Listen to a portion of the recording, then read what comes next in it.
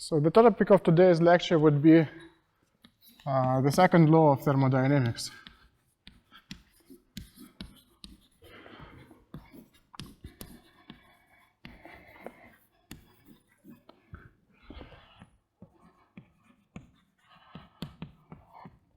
Okay, let's start with refreshing the context of the previous lecture. So in the previous lecture, I have introduced the minus first law, which is that any large system eventually comes into the state of thermodynamic equilibrium. And this state is very interesting because it can be described by a small number of variables. Just simply, for the gas, those are just two variables, pressure and volume, and of course the amount of matter. Then we have discussed Zero's law of thermodynamics, and that law of thermodynamics allowed us to introduce temperature as an additional parameter which describes a thermodynamic system in its state of equilibrium. Okay, I would like to somewhat give a more detailed description of this temperature to distinguish between temperature introduced in this manner and the temperature which would be introduced today. I would say that this is empiric temperature scale.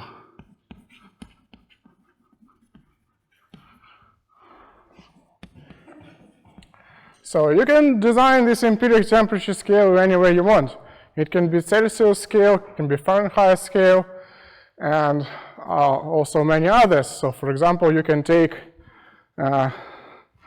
some length of some aluminum bulk or some aluminum rail and determine the temperature by the length of that rail, because as you know, there is thermal expansion, and you can also describe temperature as the length of that rail. So no problem with that. Any temperature scale introduced in this way is called empiric temperature scale. Then we have discussed the first law of thermodynamics, and that law of thermodynamics introduces a new concept, which is internal energy. And it says that internal energy is not just a function of all of the parameters of motion of individual molecules of gas or other substance. It's a function of that pressure, volume, and amount of matter which I have introduced in minus first law. That's the main meaning of the first law of thermodynamics. And today we are going to discuss the second law of thermodynamics. It historically happened so that the second law of thermodynamics was discovered or introduced approximately at the same time, if not earlier, than the first law of thermodynamics. This is quite intriguing fact. And moreover, there was one French mathematician and physician and physicist, Sadi Karnaugh, who discovered everything related to this law, introduced all necessary concepts while writing his book, like the sorts of engines which transform thermal energy into work, and something like this. I'm not completely sure it was the name of the work, but something like this.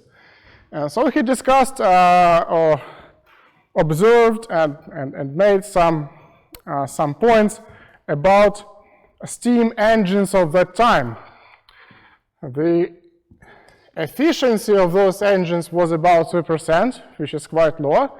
And he theoretically thought about what need to be satisfied, what kind of conditions should be fulfilled in order to increase the efficiency of the thermal engine. And while thinking about this, he introduced some theorems which allow you to explain what is needed actually. So let's start with some concepts. First of all, I have thrown new words during my time of this lecture. First of all, that was thermal engine. Thermal engine. Okay, so thermal engine on a very basic level is some machinery, something which converts thermal energy or heat into work. So what we want to do basically is we burn some fuel, and then we supply the heat which is obtained from that fuel and make some mechanical work. So we leverage something, or we push something somewhere, or we move something. Okay. So in thermodynamics,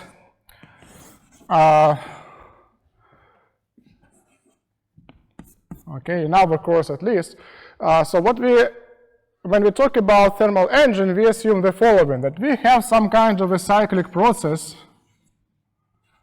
which goes in such a direction that the area closed by the loop on the PV diagram is positive. So over a cycle, a positive mechanical work is being done. So we have a cyclic process in which there is a positive work. Also, we can think of a reversed process.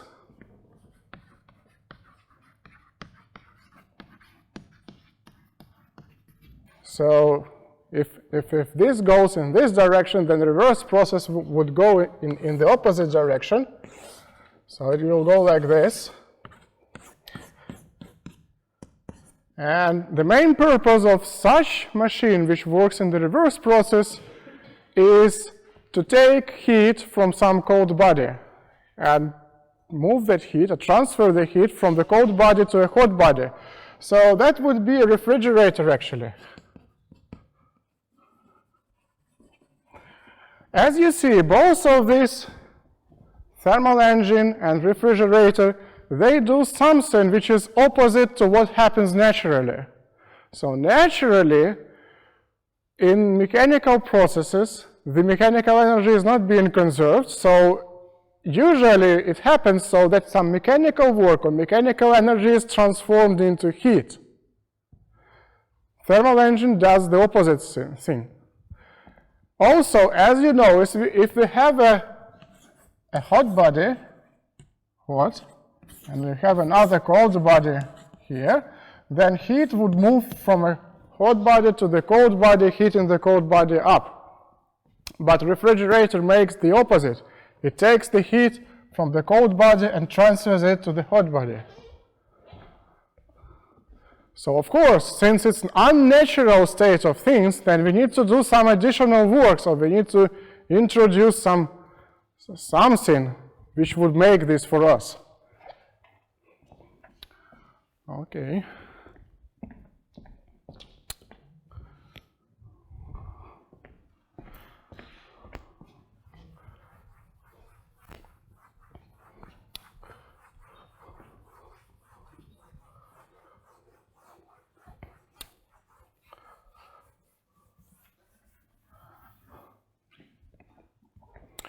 So from the very beginning of these thermal engines and refrigerators, the main question was discussed is that what kind of an efficiency of this process we can achieve. So we can introduce the efficiency of thermal engine, typically denoted by this Greek letter eta.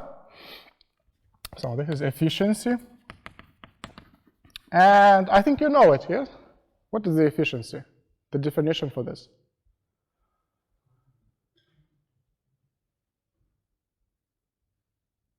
No efficiency of engines at school. No, you haven't solved any problems like that. Okay, the efficiency is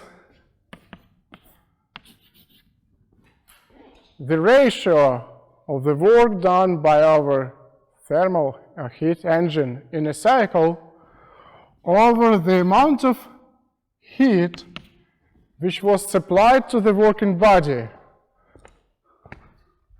So in a heat engine or thermal engine, what we have actually is that we have two reservoirs, or more than that. So this is the reservoir which is hot at large temperature T1, And there is also a cooling system or heat sink at the temperature of T2. So what it does, the hot reservoir supplies heat to the working body.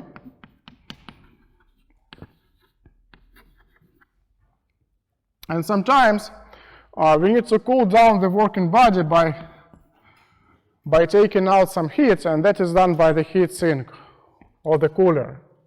So, and what is left as a difference between the supplied heat Q plus and subtracted heat Q minus is, according to the conservation of energy, is the work done by this working body. So what we want to achieve is actually, in the ideal case, we want to eliminate the heat sink. We want to take some thermal energy from the hot reservoir and convert it into work without losing anything. But it turns out that usually it's impossible. So we have this efficiency less than 1. And also we can introduce the coefficient of performance for the reverse cycle, or for the reverse process, coefficients of performance. And this coefficient of performance can be defined as the amount of heat, or the amount of heat taken out from the cold body divided by a mechanical work which was required to do this.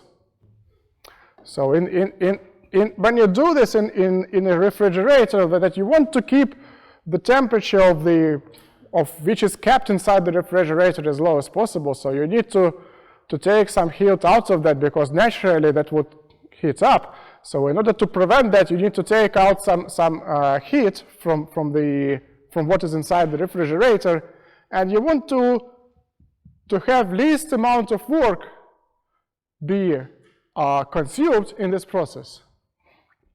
And actually this coefficient of performance can be larger than 1. But what we want to do here, that in the ideal refrigerator, we want to do this without expending any work at all, without spending any work at all. So what we want to do is that we want to have some process which would allow us to take the heat from the cold body and transfer it to the hot body, probably in some sophisticated process. Not very simple as just bringing some two bodies into the contact.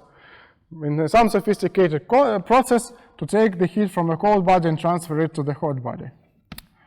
And the second law of thermodynamics states that neither of this is impossible. Neither of this is possible. So we cannot do either the conversion of heat into work without any losses, and also we cannot do the transfer of the heat from the cold body to the hot body without making some work. So the first is Kelvin's statement. Kelvin's statement. Here goes Kelvin. Kelvin as in Kelvin temperature scale. So he says, no such process is possible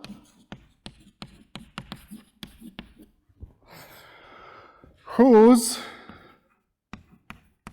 sole result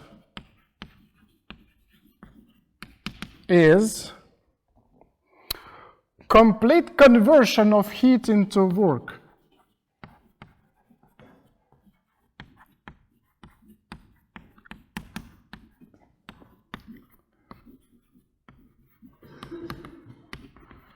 Of heat into work. So, yes, so the complete conversion of heat into work. And the word sole result is very important here, because, for example, if you allow, so that means that we convert heat into work and nothing about the state of our auxiliary bodies has changed. So, for example, it is very easy to design a process in which heat is converted into work. This is actually the isothermal process. Yeah. So when the temperature of the gas is constant, then according to the first law of thermodynamics, there is no change. So there is no change in the internal energy. So when you supply heat to the gas in this process, then the amount of heat supplied would be the amount of work done by this gas. But this process doesn't satisfy the Kelvin statement because the state of the gas has changed. So we have gone from here to here, from one point to another, and didn't return to the initial point. So we want to do this in a cyclic process. So if you have a gas prepared if you want to have this kind of a isothermic process, then you cannot do this infinitely. So you can convert some amount of heat into some amount of work. So this process doesn't satisfy the Kelvin statement. And another statement about the ideal refrigerator, which is called Clausius statement.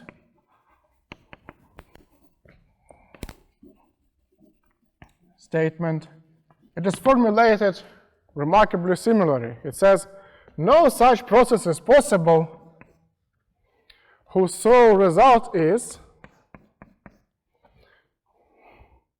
transfer of heat, now goes the difference, transfer of heat from cold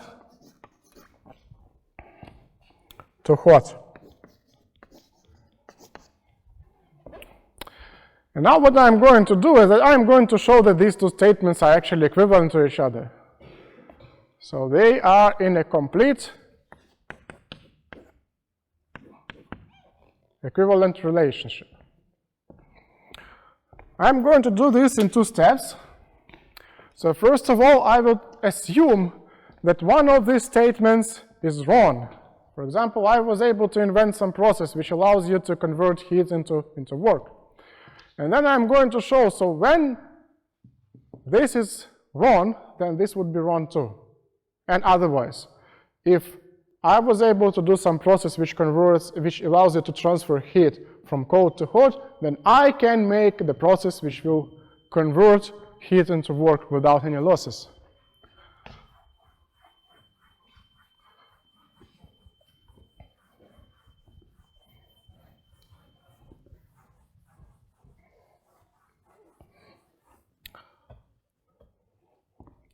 So first of all, I will show that if I have ideal engine, then that would mean that I can make an ideal refrigerator. So let's assume that I was able to invent such an engine that takes heat from some reservoir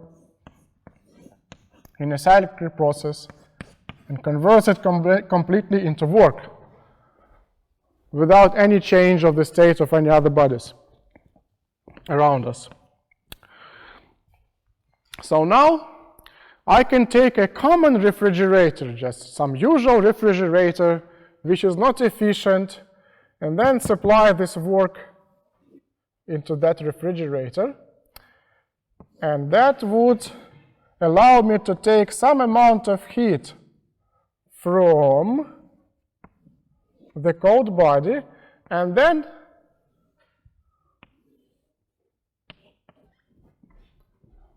transfer it to the heater here. So the result of this combined process, it can be easily estimated. So in here, okay, work is performed somewhere in between.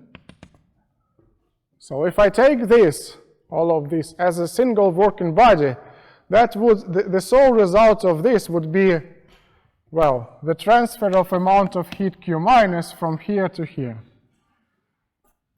So that proves that if I have an ideal thermal engine, then I am able to make the ideal refrigerator.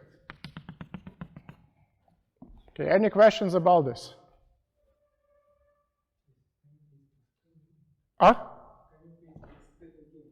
Okay, explain again.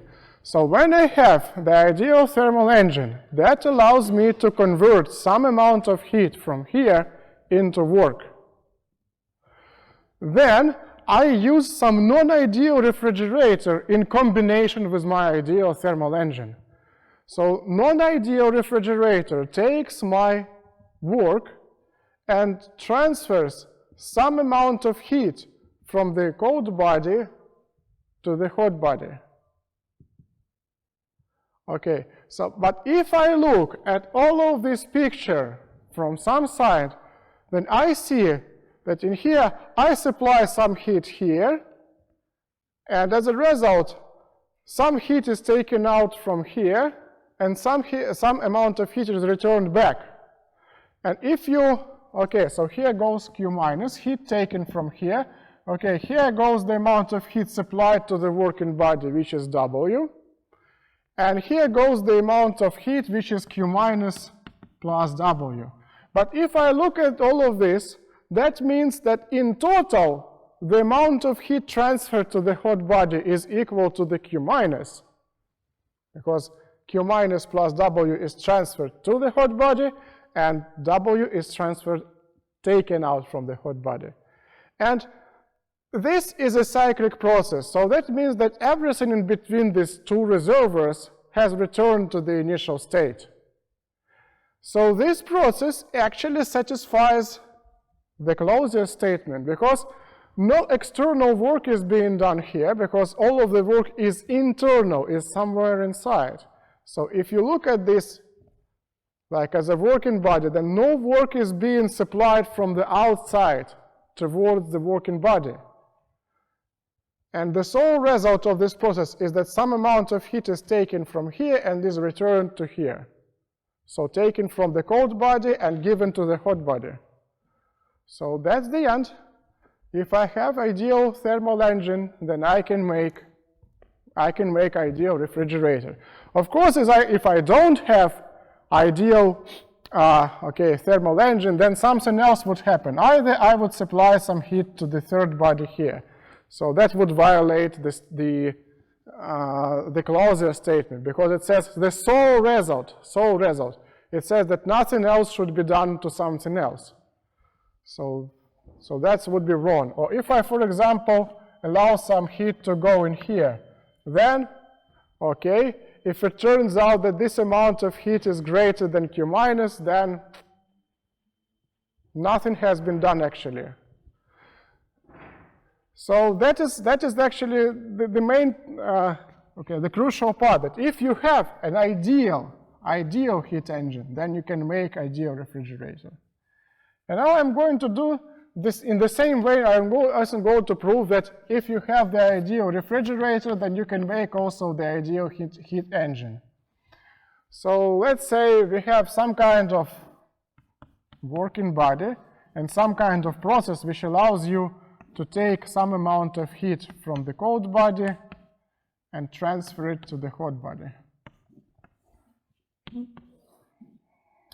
Okay. So now what we can do with this, we can organize we can add up another non-ideal, just some kind of, for example, steam engine, which allows you to take some heat from here to perform some kind of a cycle with the working body and produce some work.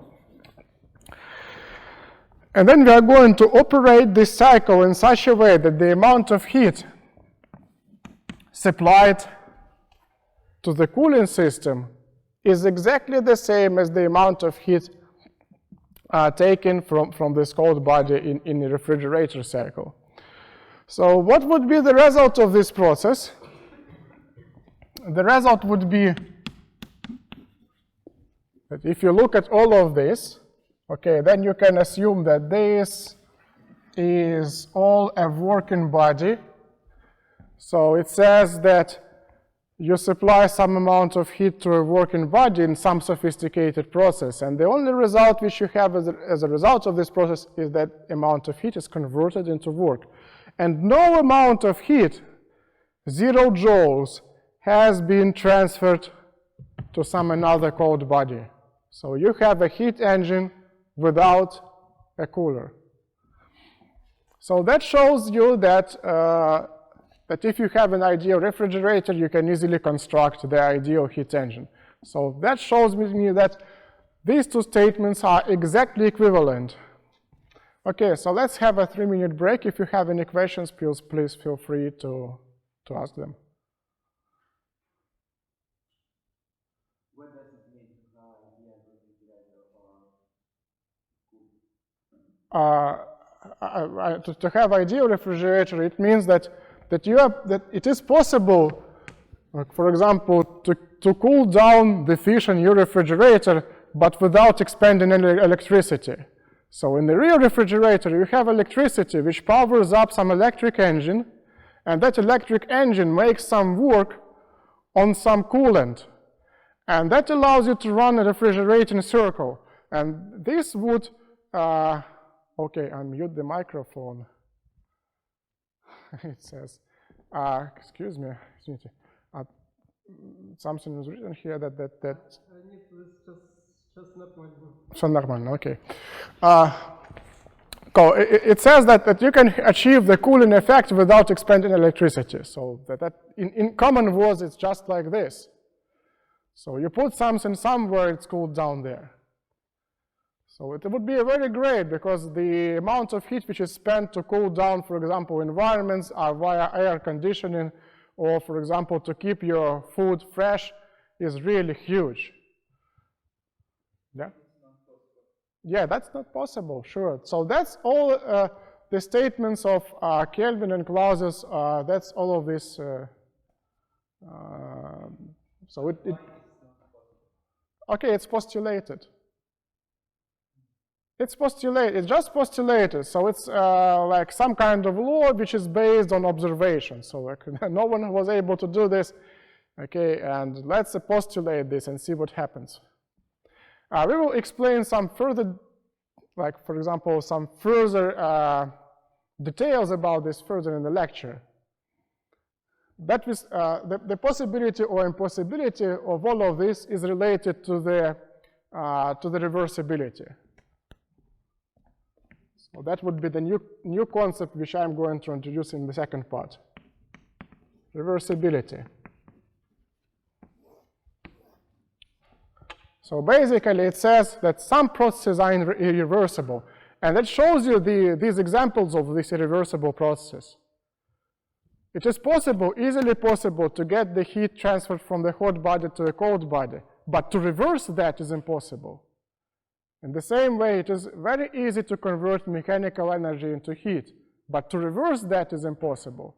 So for example, like if you allow some ball to drop from my hand to this floor, then eventually it would come to the stop here. But it's impossible to reverse this process, that the ball which is lying on this floor, for example, for some reason starts jumping here and goes into my hand. So that's basically what it is.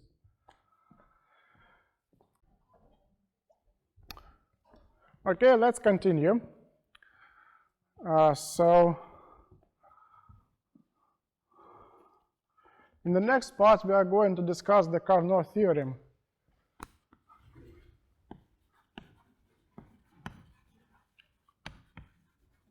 The Karnaugh Theorem is essentially equivalent to all of this which we have discussed before, but it adds some additional details. So first of all, I'm going to introduce the concept of reversible process. So it says that the reversible process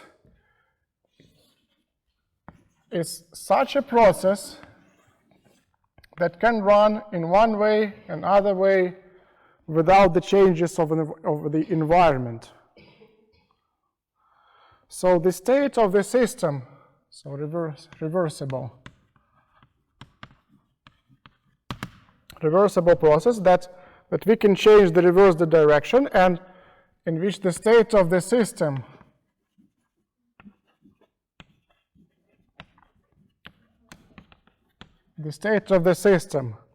passes all the states in the reversed order.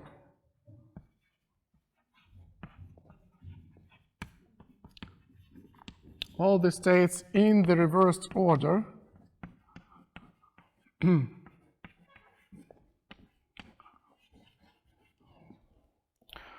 and no change in the environment.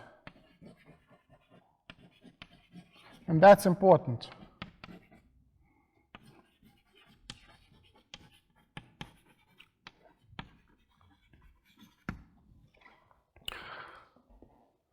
So essentially, reversible process is impossible. The reason for that, for example, let's take an isothermic process at some temperature T of the gas. When the process goes in this direction, we need to supply some amount of heat to the gas, so we need to have a heater. And the temperature of the heater, in order to supply the energy to the gas, the temperature of the heater, T1, should be greater than the temperature of the gas. And if I want to go with this in this isothermic process in the reverse direction, then I need to subtract heat to take the heat from the gas. And that means that my gas should be in contact with the cooler, and the temperature of the cooler should be lower than the temperature T. But in the reverse process, so if the process is reversible, then I can do this without any changes in the environment. So it says that in the reversible process, the temperature of the heater would be exactly coinciding with the temperature of the gas, so that the heat can flow in both directions. So when the temperature of the heater is very close to the temperature of the gas, then this heat can flow from the heater towards the gas and backwards. But as you know, when the temperatures are equal to each other, actually there is no heat transfer. So therefore, this reversible process is some kind of an abstract entity, because in real world it cannot be done without making the temperature of the heater greater than the temperature of the gas and otherwise. But as we decrease, for example, the speed of this process, then this temperature difference can be brought smaller and smaller and smaller, and in this way we can be closer and closer and closer to the reversible process. So reversible process is something which we can imagine, but it doesn't exist. But we can be close to the reversibility if we make these processes very slow, and at each amount of time make the temperature of the reservoirs with which our working body interacts as close as possible to the temperatures of the working body at any moment of time. So Karnaugh introduced this reversible process, and he said that, first of all, if I have two reservoirs, one heater and one cooler, kept at a constant temperature, then the only reversible process which can be built with these two reservoirs and any working body is this so-called Carnot process or Carnot cycle.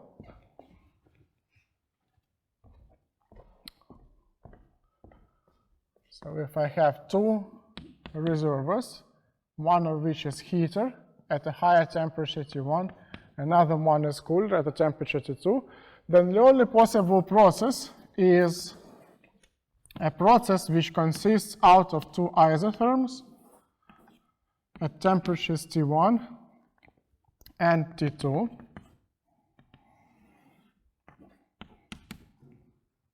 And these isotherms should be connected by adiabatic processes.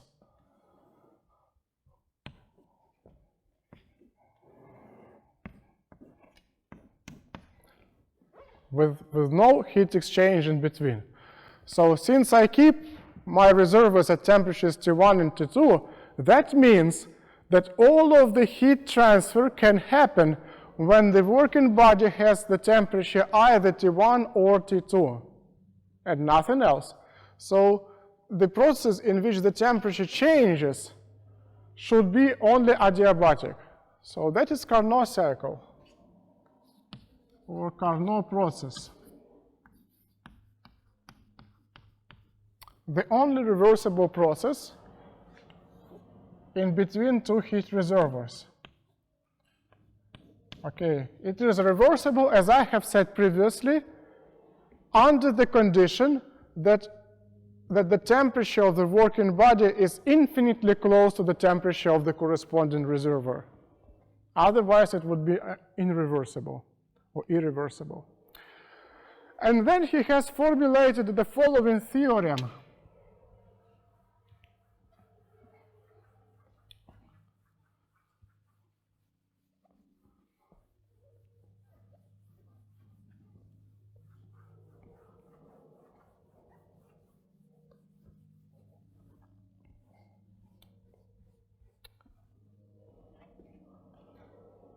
So first of all, he said that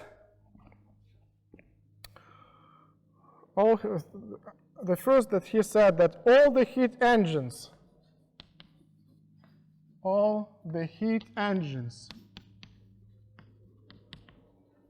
operating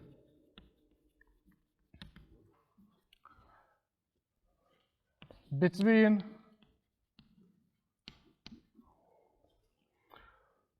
two heat reservoirs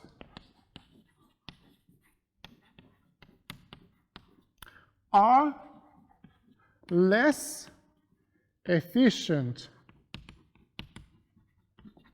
than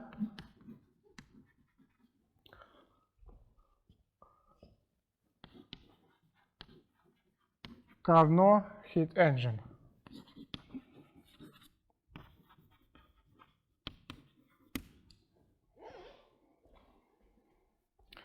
That's the first theorem. And the second one is that all or every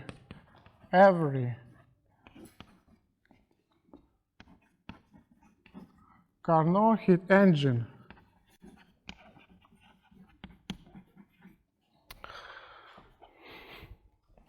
between a pair of heat reservoirs, the same pair of heat reservoirs,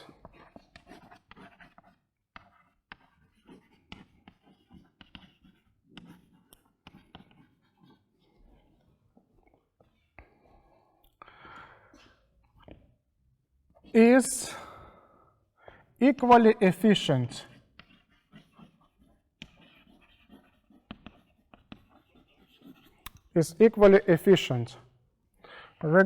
regardless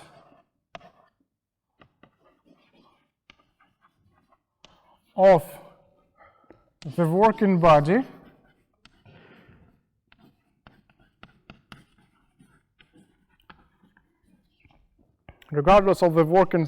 body or the operation details.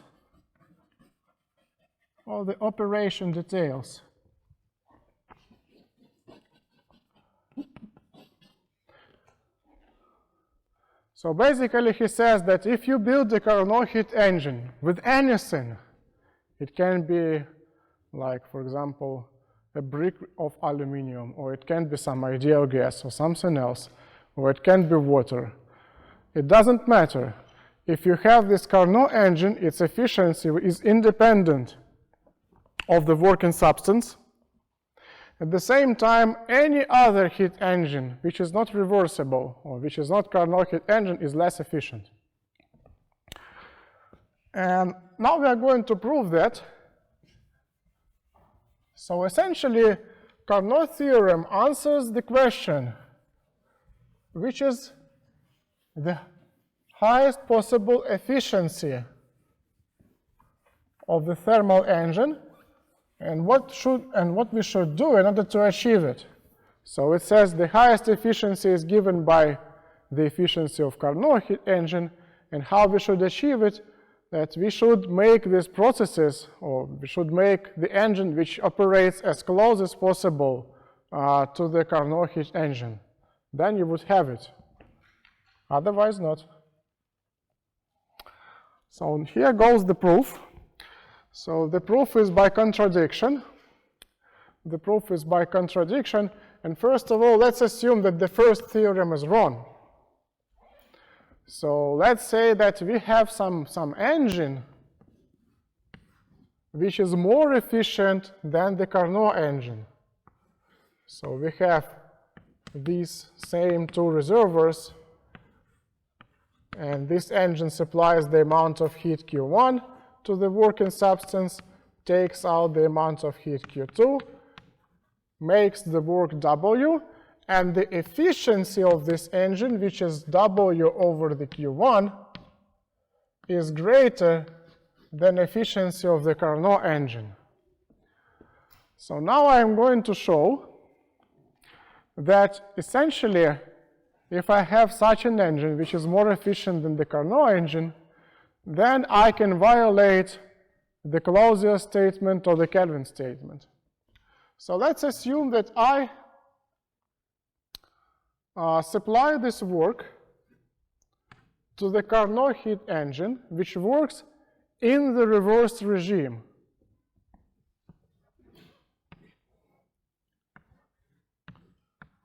Okay, then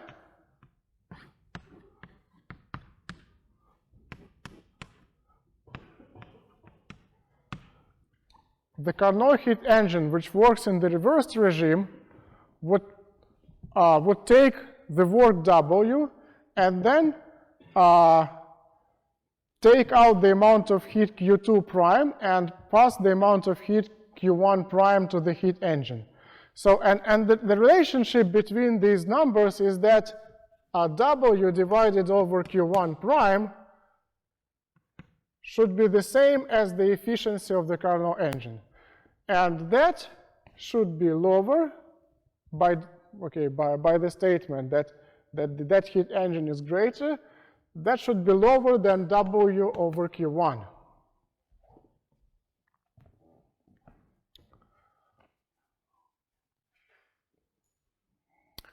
Okay, so this, it says that actually Q1 prime should be greater than Q1. Q1 prime is greater than Q1. Okay, so now let's look at the combined action of these two engines. So let's assume that we have these two thermal reservoirs. And what actually happens? Since Q1 prime is greater than Q1, then we have total amount of heat which is supplied to the heater to be equal Q1 prime minus Q1. And also, since the amount of work done in this process is the same, then that means that also Q2 prime, which is equal to Q1 prime minus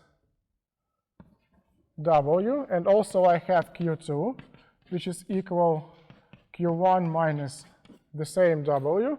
That also means that my Q2 prime is greater than Q2. Q2 prime is greater than Q2. So that means that all in all, I supply this amount of heat to the heater. I have also some kind of a working substance, and no work is being done with that. And then I take out the amount of heat Q2 prime minus Q2 from the cold body. So essentially, this combined engine, which is realized by the engine which is more efficient than Carnot heat engine, and the Carnot heat engine which operates in the reversed cycle, essentially it operates as ideal refrigerator. So no work externally is being supplied to our system, but some amount of heat was taken out from here and given to here. So that means that actually that we have violated the Clausius statement. So that proves the first part by contradiction. Now goes the second part.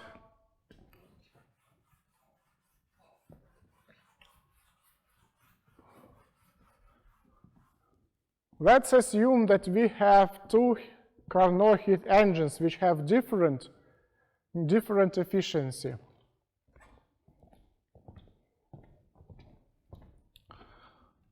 And also different efficiency. Efficiency of the first one is greater than the efficiency of the second one. Then we can repeat exactly the same argument. We let the first heat engine, Carnot heat engine, to operate in the straightforward cycle, the second one, which is less efficient, to operate in the reversed cycle, and then again achieve the ideal refrigerator. So that means that if I have two Carnot engines of different efficiency, then once again I can build the ideal refrigerator. Is the second part understood well? And the first part also. So as long as I have something which is more efficient than some Carnot heat engine, or which is more efficient than some Carnot heat engine, I can build the ideal refrigerator. It doesn't matter whether I have some kind of non-ideal heat engine or I have another Carnot heat engine which is more efficient than another one. It doesn't matter. So nothing can be more efficient than any Carnot heat engine. So from this follows two statements. Okay.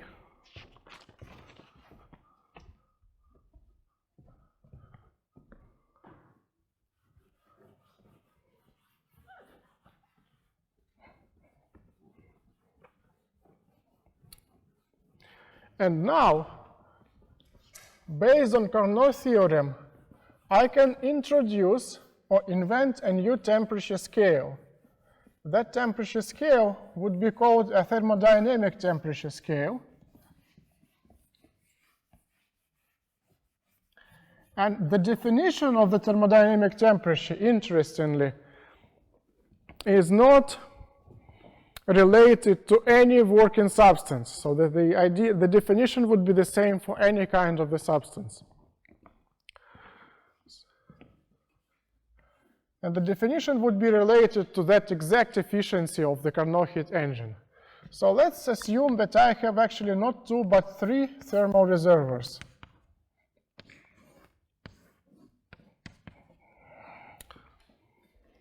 And from the Karnaugh theorem, it follows that the heat engine which operates in between these two Carnot heat engine has some efficiency, which of course depends on the temperatures of these reservoirs. The Carnot heat engine which operates in between these two also has some efficiency which depends on the temperatures of these reservoirs. And also, I can assume that my system of two Carnot heat engines and consider it as a single Carnot heat engine. So now I have some kind of a very complicated working body in the third Carnot heat engine. And I know that the efficiency of this Carnot heat engine would be a function of T1 and T3. So that gives me some kind of a restriction on this function, because these two depend on T2, but this one is independent of T2.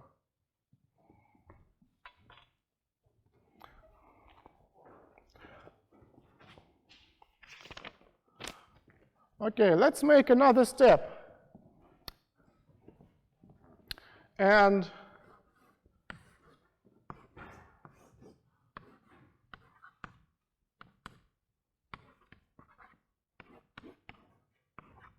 once again consider the Carnot heat engine.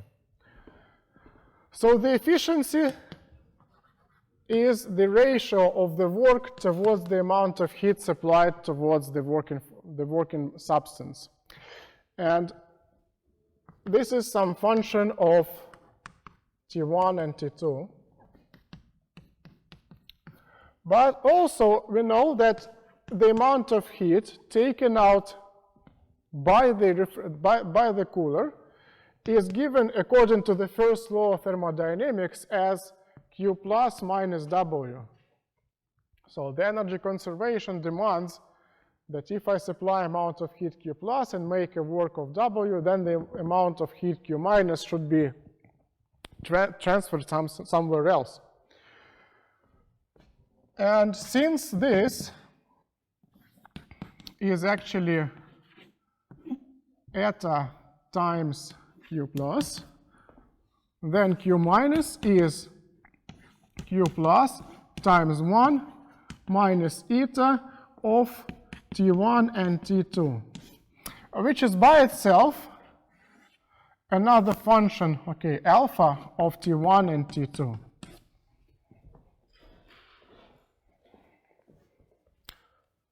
So I can, from Q plus, I can determine Q minus. Okay, so now I consider this compound heat engine and assume that amount of heat Q plus was taken out from this heater. So since this is Carnot heat engine, then this reservoir T2 has obtained the amount of heat Q minus 2,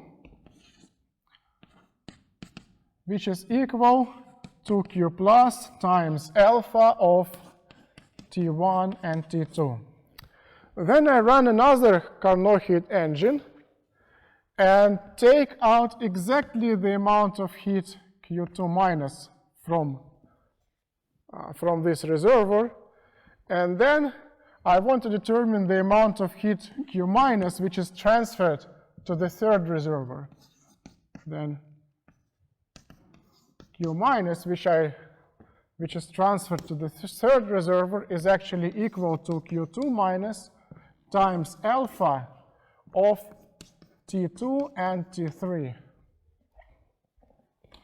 And finally, what I have is that Q minus is equal to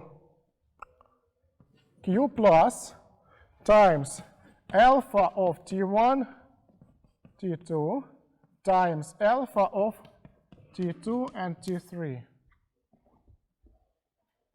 For any T2 which is in between T1 and T3.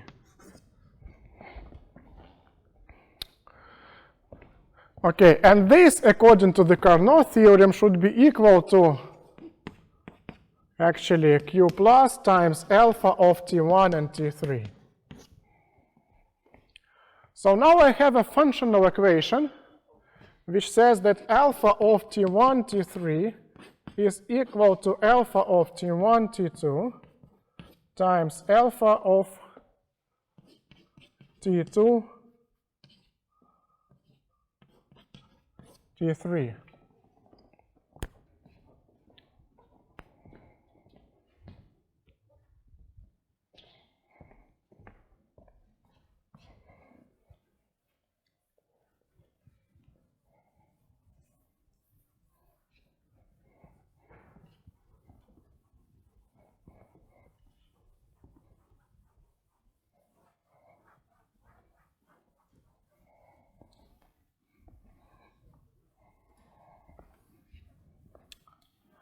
And this can be actually used as a definition of a new temperature scale.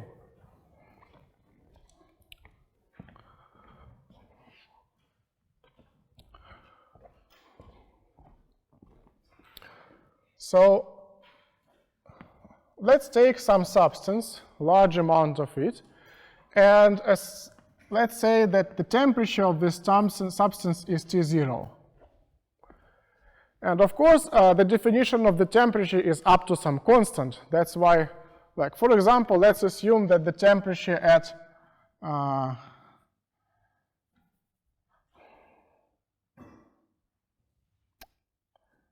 the temperature of the melting point of water is, for example, 273.15 kelvins. So if I have water at the melting point and I postulate that this temperature is like this. And now I want to determine the temperature of any other body. I can make a Carnot heat engine with this other body whose temperature is unknown yet to me, and then postulate that since, according to the Karnaugh Theorem, not only the ratio of work to Q plus, but also the ratio between Q minus and Q plus is fixed for any Carnot engine, then I can assume that actually this Tx is the ratio of Q minus over Q plus times T0. That's the definition. And this definition works perfectly well and also satisfies this condition. So if I have this kind of a definition, that means that alpha of Tx T0 should be, well, it's otherwise, T0 Tx should be equal to Q minus over Q plus. So that is actually Tx over T0. And if I substitute it here, that would give me T1 over T3 equals to T1 over T2 times T2 over T3. And, well, that's perfect identity.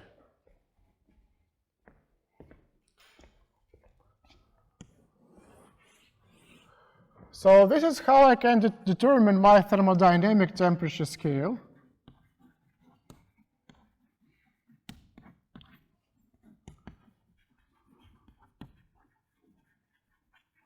And all thermodynamic temperature scales determined in this way are the same up to the constant.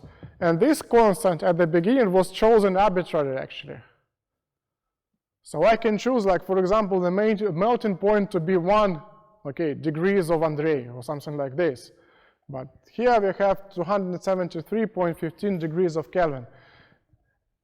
And all of my thermodynamic temperature scales would satisfy this condition, that for the Carnot cycle, the ratio between these amounts of heat would be like this, and then the thermal efficiency of the Carnot heat engine would be equal to T1 minus T2 over T1, where T1 is the temperature of the heater and T2 is temperature of the cooler. Returning back to the Carnot theorem, yes?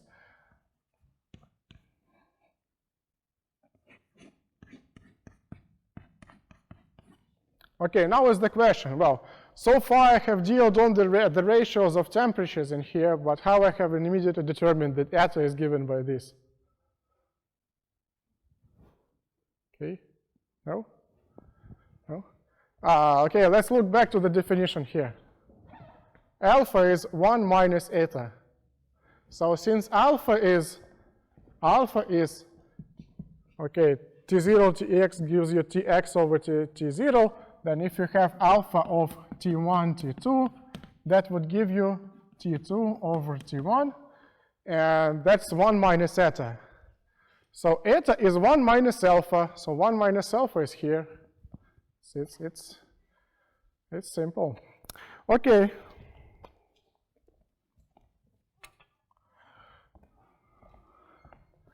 So as of now, I have lots of empiric temperature scales, and now I have introduced one thermodynamic temperature scale. Now I need to find the relationship between them. And by some lucky chance, it turns out that the ideal gas temperature,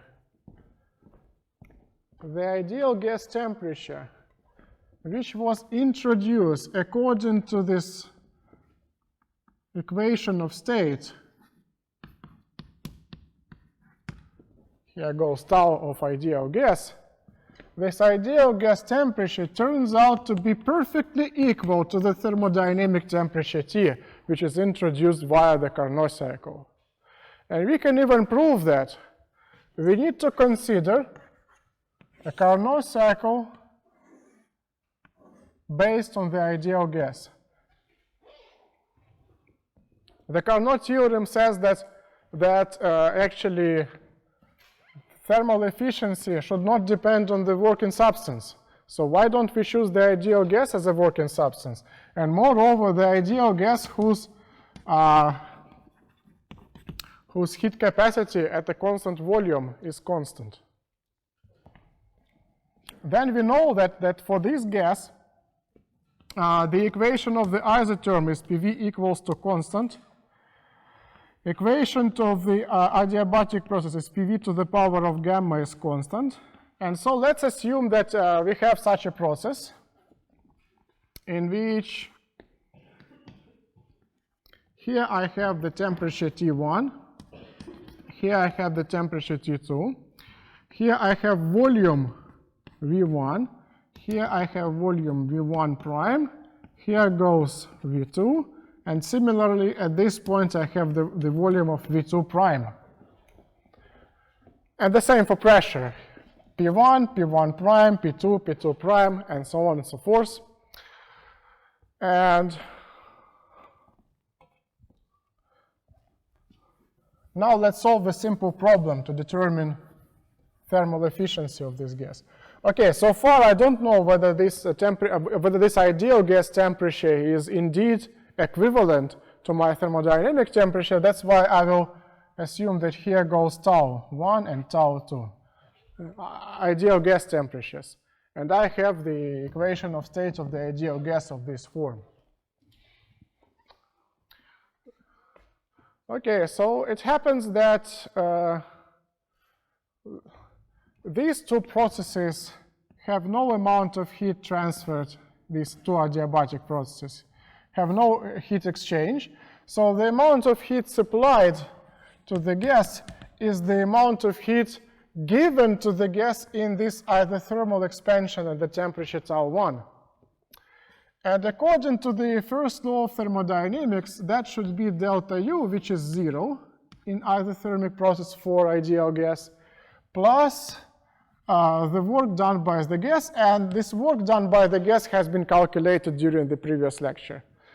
And the work done by the gas is exactly equal to P1 V1 logarithm of V1 prime over V1. Or actually I can write that for a single mole of the gas that should be R tau 1 times logarithm of V1 prime over V1. Then the amount of heat taken out from the gas, this amount of heat is taken out in the isothermic process, which goes in the opposite way at the temperature tau 2. And similarly, I can write that this should be R tau 2 times natural log of V2 prime over V2. Okay, the amount of heat supplied to the gas during this process is negative, but I say the amount of heat taken out from the gas. So that should be a positive quantity. That's why I have V2 prime in the numerator. Okay, so now I'm ready to determine the heat efficiency, because I can determine the work done in the cycle as Q plus minus Q minus. That should be R tau 1 logarithm V1 prime over V2 prime over V1 minus R tau 2 logarithm of V2 prime over V2. Okay, the only thing which is left over here for us to consider, we need to show that these two ratios are exactly the same. Okay. So let's show that these two are the same. We can actually determine V2 from the equation of the adiabatic process. Since PV to the power of gamma is constant, since PV to the power of gamma is constant, then I can write that actually V1 over V2 to the power of gamma is equal to P2 over P1.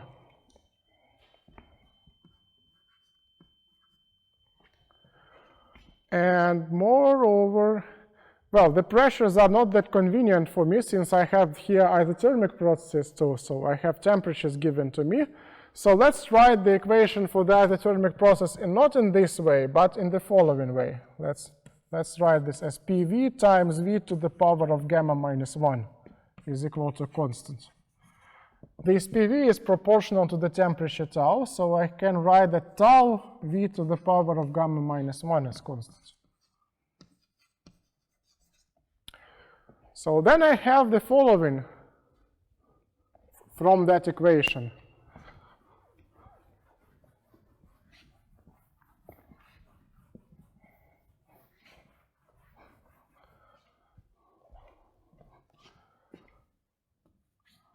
V1 over V2 to the gamma minus 1 equals to tau 2 over tau 1.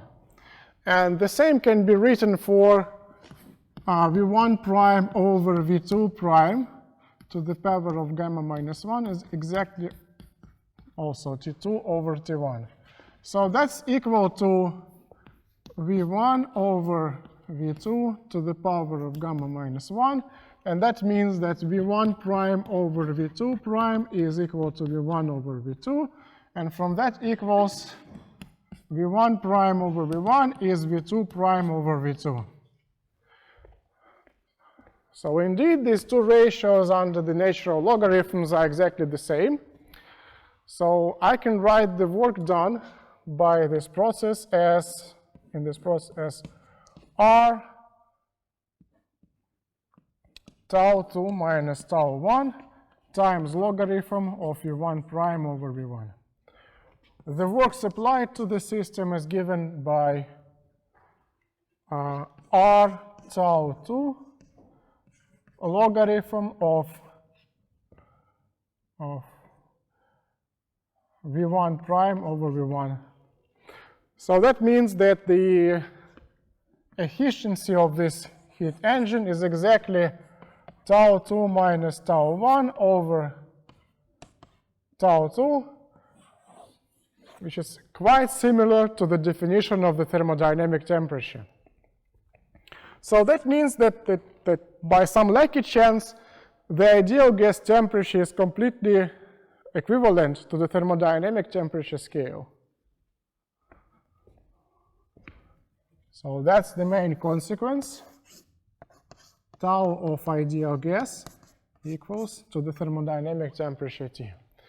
So let's have a, for example, 10-minute break and continue.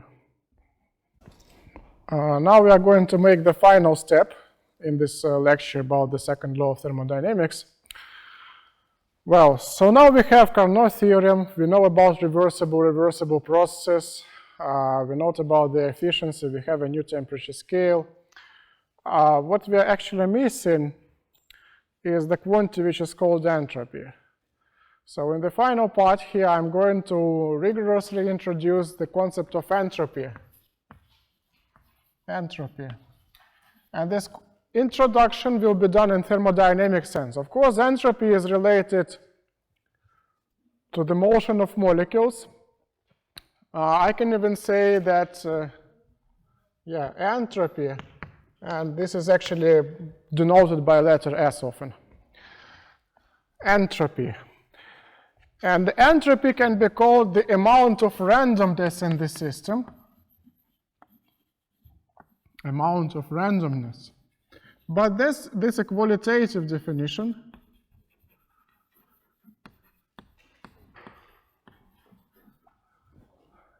So you can say that the system which is more chaotic has more entropy in it. The system which is ordered has less entropy in it.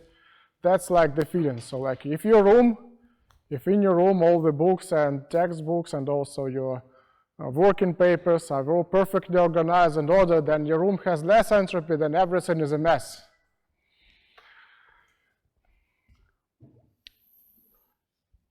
But in thermodynamics, entropy is introduced in somewhat a different way. It is based also on the Karnaugh Theorem. And not just Karnaugh Theorem, but also a generalization of that process with multiple reservoirs. So let's assume that we have a cycle with some working body, and in that process, lots of different reservoirs participate. Now, no longer two reservoirs as in Carnot cycle, but I have multiple reservoirs. And these reservoirs in this process, okay, reservoir number 1 supplied the amount of heat Q1 to the working body. Reservoir number 2, the amount of heat of Q2, and so on and so forth. Of course, not all of the reservoirs actually supply heat. Some of them take the heat out from the working body. But in this can be simply accounted that if the reservoir actually takes the heat from the working body, then the corresponding Qi would be negative. So it can be positive, negative, whatever. So now what I'm going to prove that if I have a cyclic process of this kind, then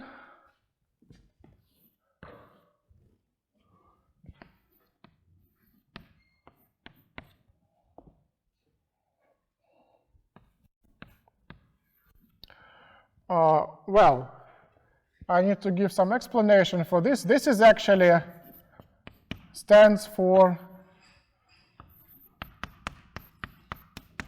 sum of Qi over Ti. So if I have multiple reservoirs, I can even have an infinite amount of them. So that's why I can write it like this. But yeah, essentially what I mean is this sum of Qi over Ti is less or equal than 0.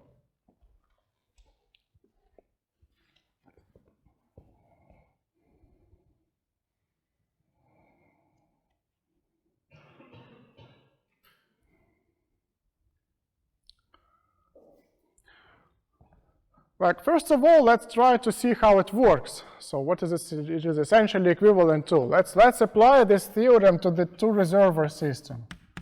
If I have T1 and T2 and the working fluid, and here goes Q1, the amount of heat supplied to the working body. Here goes Q2, which is actually typically negative. So what it means that actually Q1 over T1 plus Q2 over T2 is less than 0. So that means that Q plus over T1 should be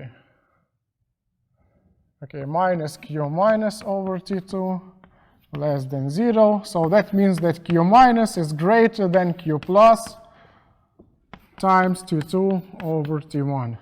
And that means that the amount of work done by this system, which is exactly Q plus minus Q minus, should be less than Q plus times T1 minus T2 over T1.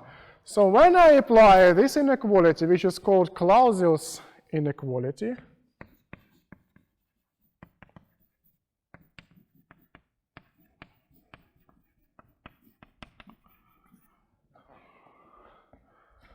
to some heat engine, what I obtain eventually is the Carnot Theorem. And of course, I can formulate that first of all, this inequality turns into equality if the process is reversible.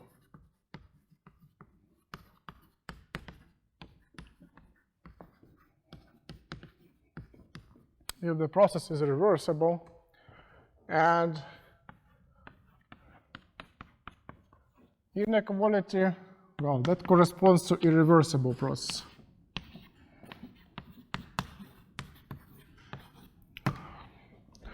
Okay. To prove this, I'm going to add another reservoir at a temperature T0, and then so I'm going to assume that I also have lots of small Carnot engines which operate between my between the reservoir T0 and all of the other reservoirs. So here, here, and whatever else. So according to the Karnaugh theorem, for each of those Carnot engines,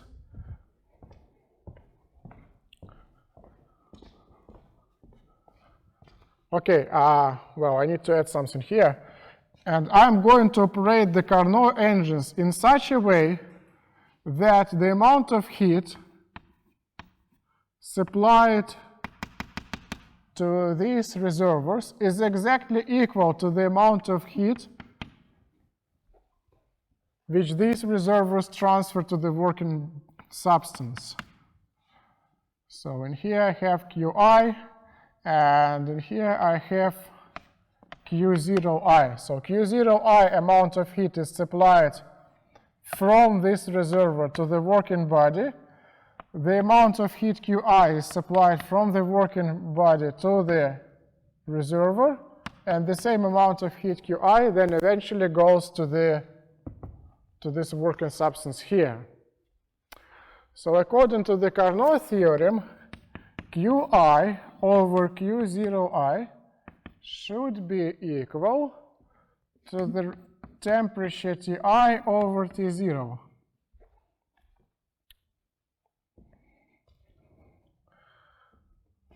Okay, so from this I can determine that Q0i should be Qi over Ti times T0. And then this sum here,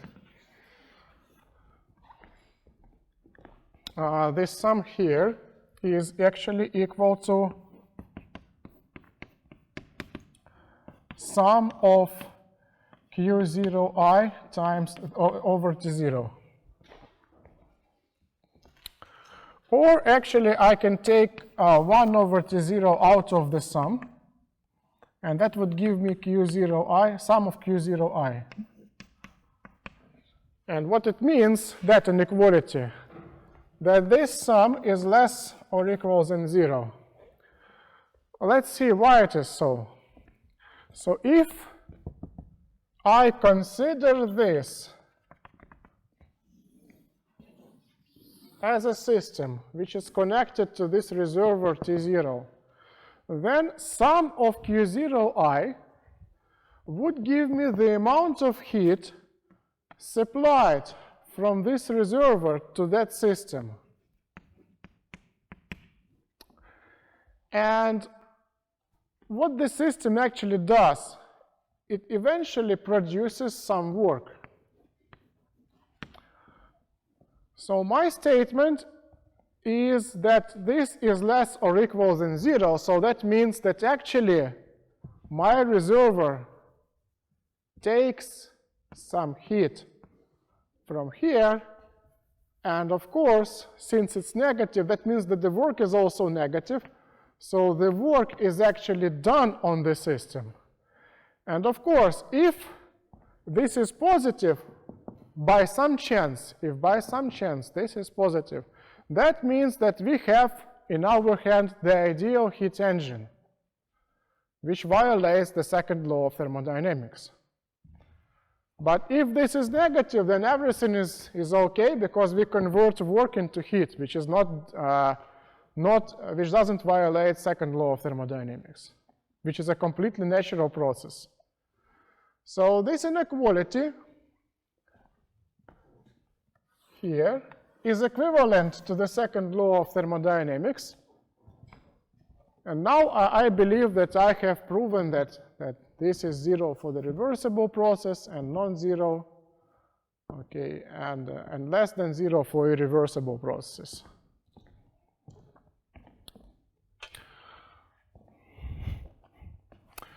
And now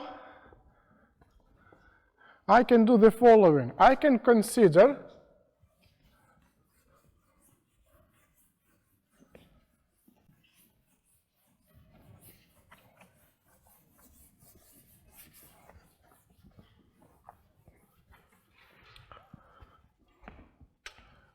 let's consider a reversible process on the PV diagram. So let's say that we have some process from here through here, and also then there is also a return part of this process, and this process is made reversible. So, and at each point of time, the temperature of the thermal reservoir which interacts with my system exactly coincides with the temperature of my system. So that's one of the conditions for the reversibility. And in that way, that sum, which is written here, sum of Qi over Ti, then turns out into this contour integral, where T now is the temperature of the working body. So I can write that for any reversible process, delta Q over T integral over a closed process, circular process, is 0. And let's assume that I have two dedicated points on this cycle. Then I can do the following. I can present this integral of delta Q over T as sum of two line integrals. That goes over AB. Okay, that would be path number 1. This path would be called the path number 2. So I have actually two lines connecting A and B, and to distinguish between these two lines, I would say that the upper line is A1B. So this goes the integral over A1B of delta Q over T plus integral of B to A of delta Q over T. And since the process is reversible, I can reverse the second process. And when I reverse the second process, then everywhere where I have taken the heat from the reservoir, then I would be giving this heat back to the reservoir. So that means that my integral in here, when I change the direction of the process,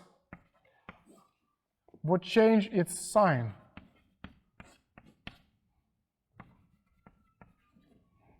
Like this. And since this is 0, then that means that my integral of delta Q over T in the reversible process for the path number 1 and for the path number 2 is equal. And that means that I have some quantity, so this integral is independent of the path which connects the point number A to the point number B, as long as I do this process of transformation from point A to point B reversibly. So that means that I can introduce a new quantity which is a function of state,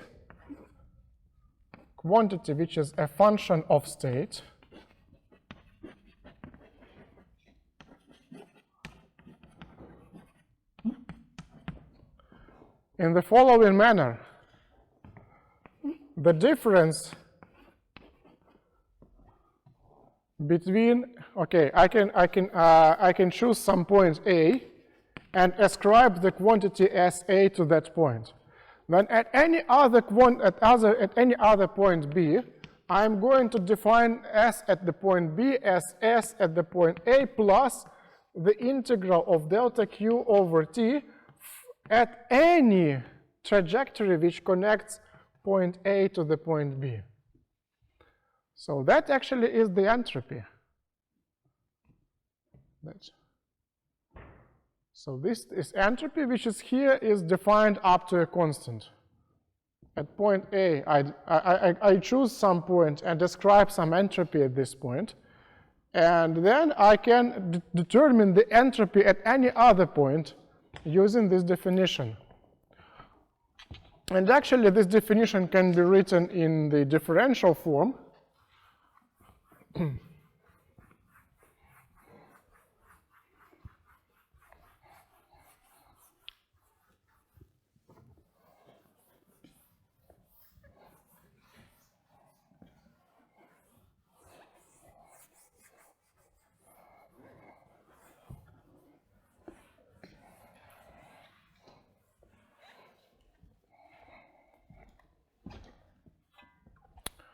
So this entropy can be written out in the differential form as ds equals to delta Q over T.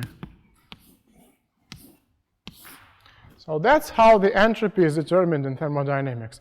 The most important part of it is not just this equation, but what it actually means. The amount of heat given to the system is the quantity which depends on the process. But what I have here as the function S is that entropy is the function of state.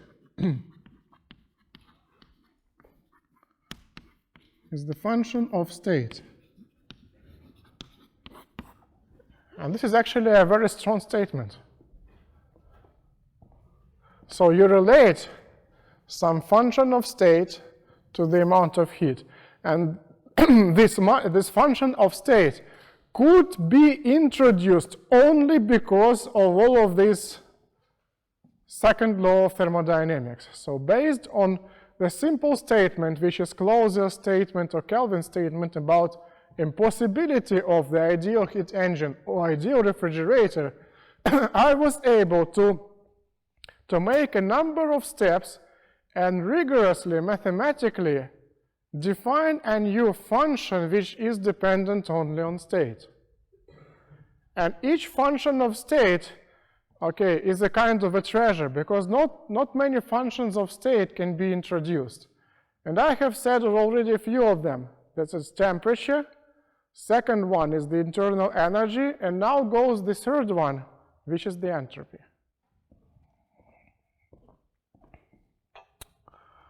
Okay, and this quantity has very important implications. So first of all,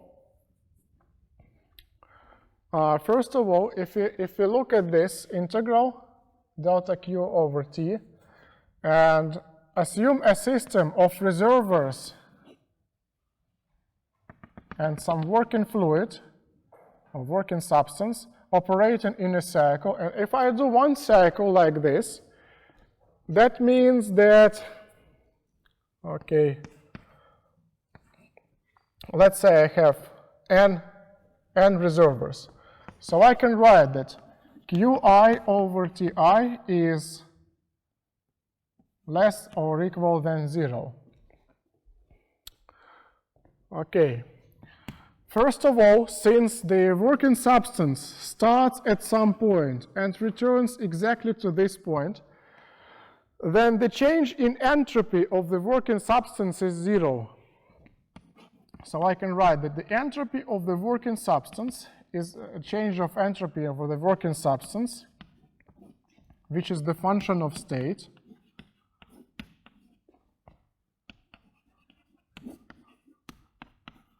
So let's say I have a cyclic process which starts at some P0, V0. Over the cycle, there is no change of entropy of the working substance. But there are some changes to the entropy of these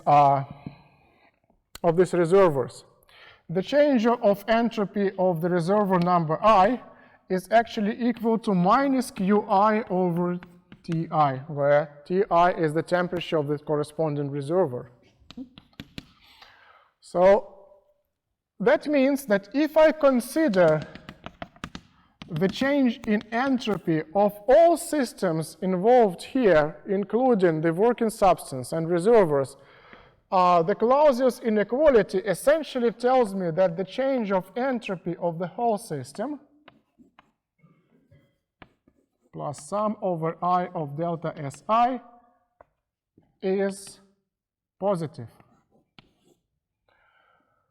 So that is actually the law of increasing entropy. If you have any kind of a process which happens in the isolated system, so if I take my working substance and all of the other reservoirs here, so that would make me an isolated system. So the change of entropy in the isolated system is always positive. So that's the law of increasing entropy. That's how irreversibility is mathematically manifested in nature. So whatever you do, if you take any closed system which cannot interact with other systems via heat exchange, then the entropy would increase.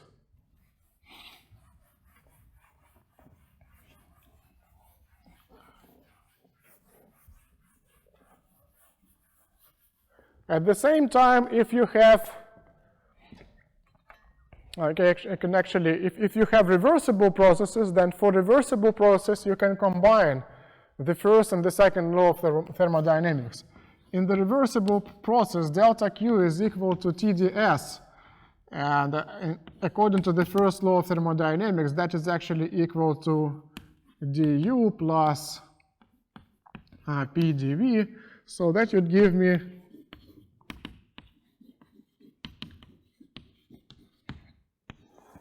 this, which can actually be written for any reversible process. Well, sometimes you might see in your textbooks that for irreversible process we can write something like this. That's wrong.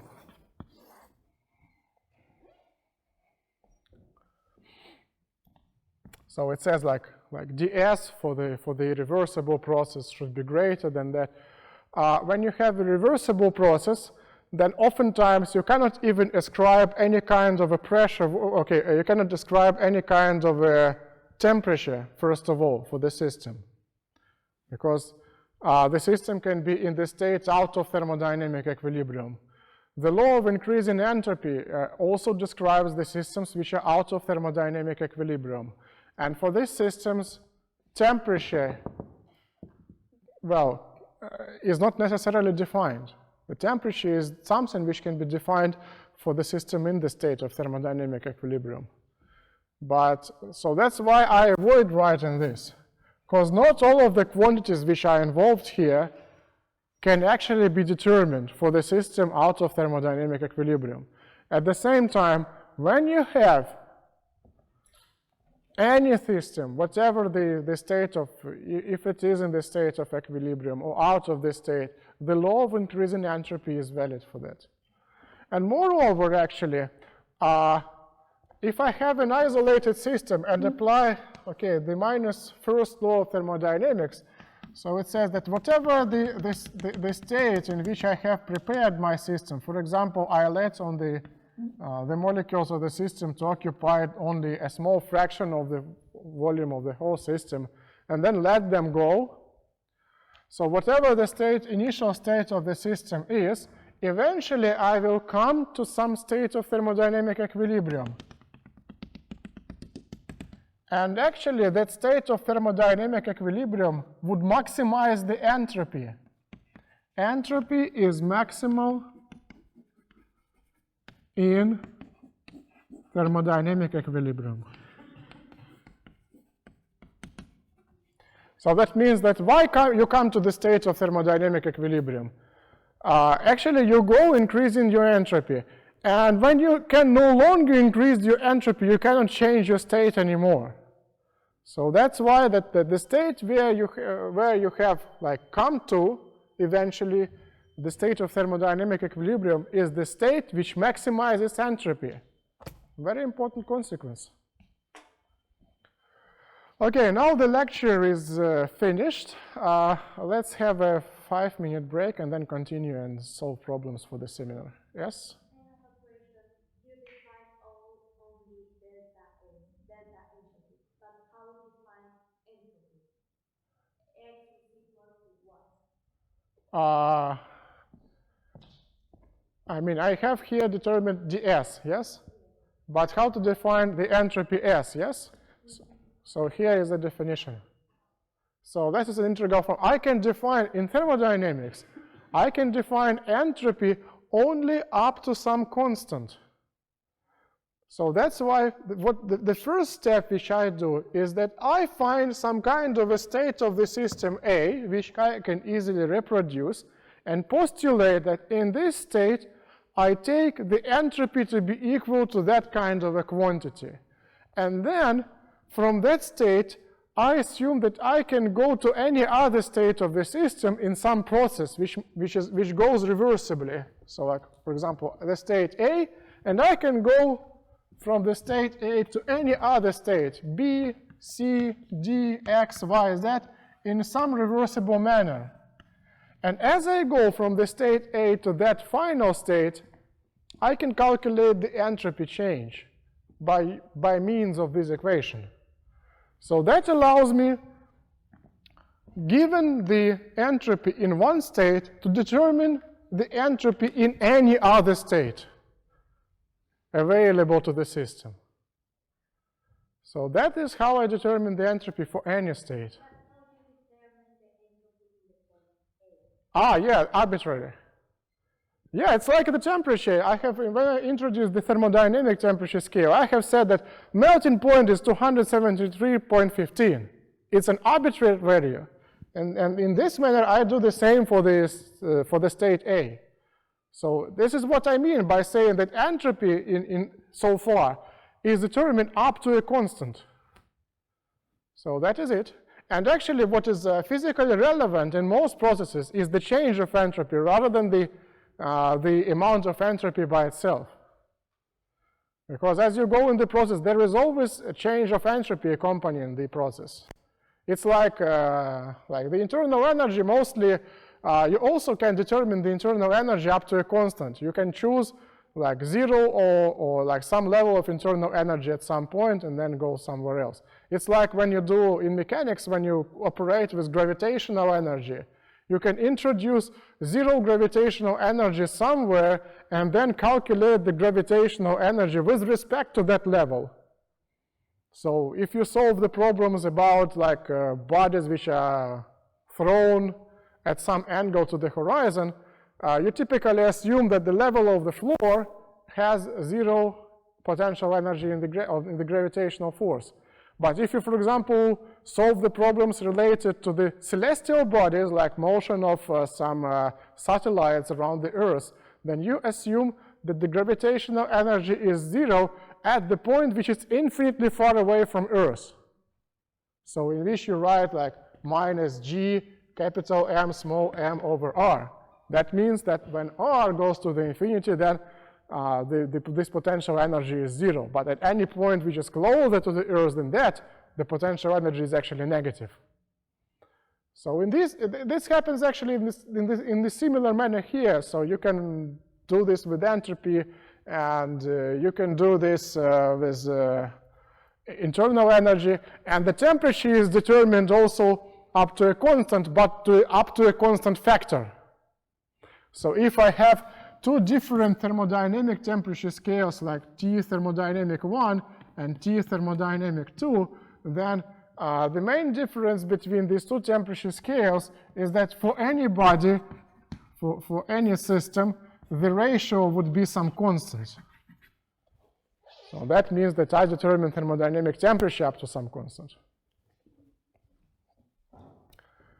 But nonetheless, the job is done. So I have introduced a new quantity which is the function of state.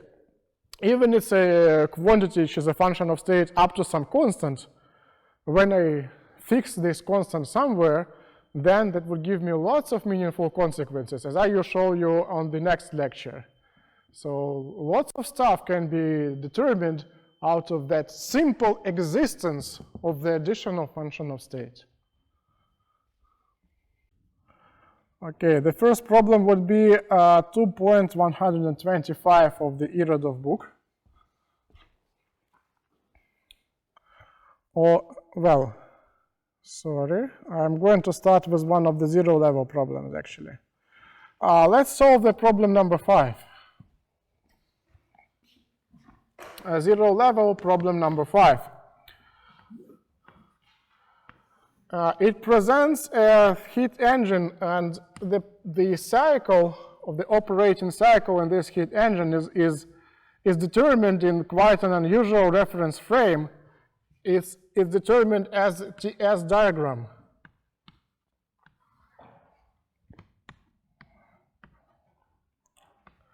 Since, as I have said previously, the entropy is the function of state, then that means that in addition to P, V, amount of matter nu, and also the temperature and also the entropy, so you can choose any three of that as variables which determine your state.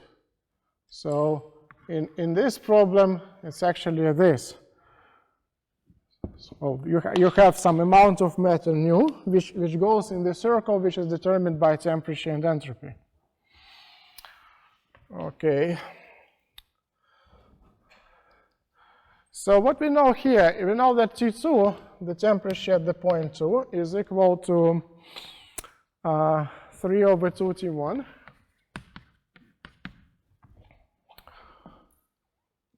T3 is equal to 3 over 4 T1. And T4 is the lowest of them all, is 1 over 20 T1. 1 over 20 times T1. And we need to determine the thermal efficiency of this engine. Okay. So according to the definition, thermal efficiency is the work done in a cycle divided by the amount of heat supplied to the system over the cycle. Okay, but work is usually easily determined on the PV diagram, since the dV is equal to PdV, and that means that this TS diagram is actually not very convenient for determination of the work done by the system. But at the same time, according to the definition of entropy, we know that delta Q over T is actually equal to ds. Or I can write that amount of heat supplied to the system in the reversible process gives you T times ds. Delta Q equals to T times ds. And that actually should ring some bell, because if you take some kind of a process on the TS diagram, then the area under this curve should give you exactly the amount of heat supplied to the system when it changes its state along this curve.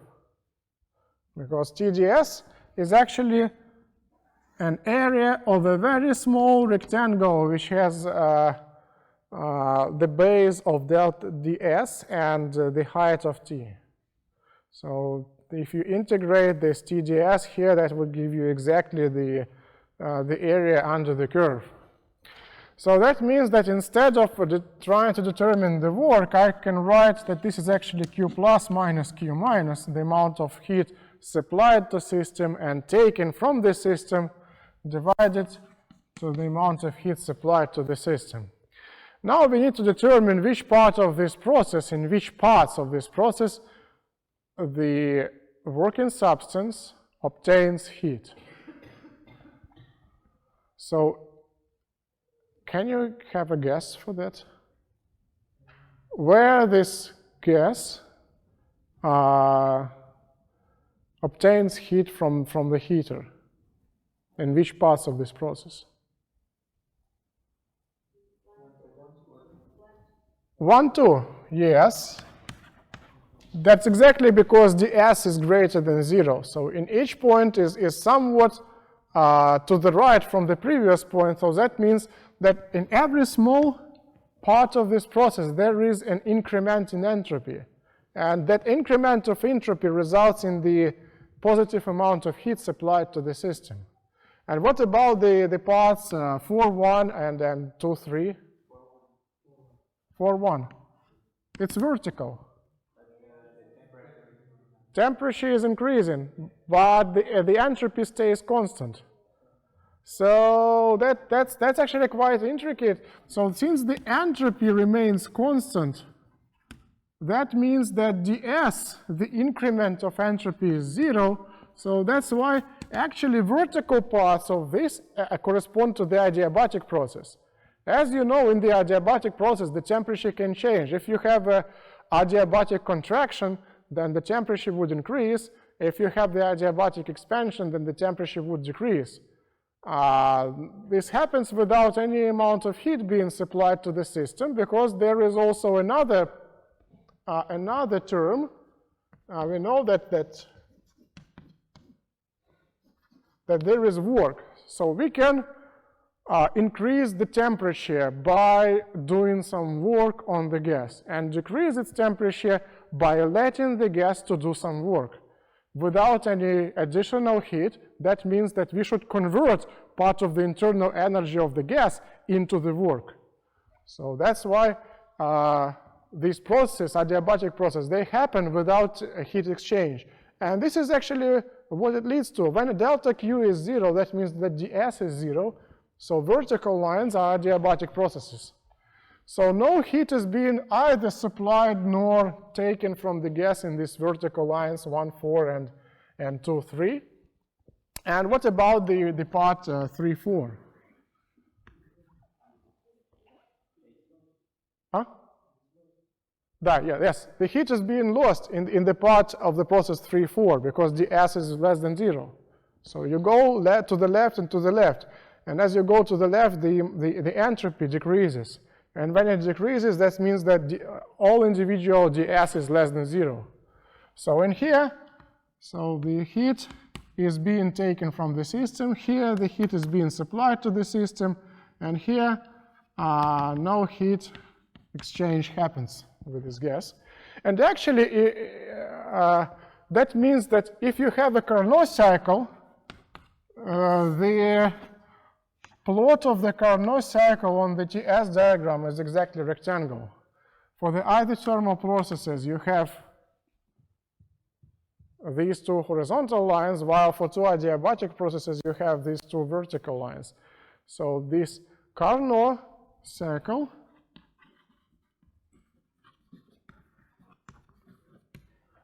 is the rectangle in the TS diagram. Okay, but here we have something different from the Carnot cycle. We have this, but we can actually use this law that the area under the line, under the curve, actually gives you the amount of heat. Because if I want to determine the amount of heat Q plus, which is actually equal to the amount of heat given to the gas in the part 1, 2, that means I need to determine the area under the line 1, 2. And this area is actually a trapezoid. So this figure is trapezoid. And the area of trapezoid is actually equal to T1 plus T2 over 2. That would give you the value of the middle line here, which is half sum of bases of the trapezoid. And that should be multiplied by the height of the trapezoid, and actually that is equal to delta S here, between the leftmost and the rightmost points. So I multiply that by delta S. In the very similar manner, I can determine the amount of heat which is taken from the gas on the process 3, 4. So this is minus Q34. And that would give you the area of the lower trapezoid, but with a negative sign, because the process goes from right to left. That's why the negative sign. So in here, I have T3 plus T4 over 2 times delta S. And now I can immediately plug these two expressions into the expression for the heat efficiency, and then obtain that should be equal to T1 plus T2 minus T3 plus T4 over T1 plus T2. So I have eliminated some unnecessary factors like these 2 and this delta S in this fraction, because they are common for both of these expressions. So that's why I can eliminate these common factors, and I'm left with only with temperatures. And then I can divide this by T1, because all of the temperatures are given with respect to T1, and as some kind of a multiplication of T1. So that would give me 1 plus 3 over 2 minus 3 over 4 plus 1 over 20. And here goes 1 plus 3 over 2. So now I'm left over with the arithmetics. Okay, that would give me 1 plus, okay, the common denominator here would be 20, of course. something of 20s. So that would give you 20 plus 30 minus 15 minus 1. So this is 50 minus 16.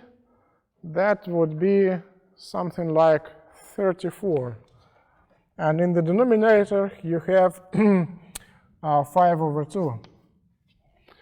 So, okay, let's take this 20 to the denominator, and that would give me 50 here. And here goes 34. And now I can, well, I can also multiply both of them by 2, and that would give me 0.68. So that should be the efficiency of that heat engine. Let me check if I have been correct. Yeah, that's correct answer. So despite the unusual formulation of this problem, its problem is actually quite simple. As long as you are able to use this, that you can actually calculate the amount of heat from the TS diagram perfectly. So TS diagram is very nice when you want to study the heat flow in the system, while PV diagram is very convenient when you do something related to the work done by the system.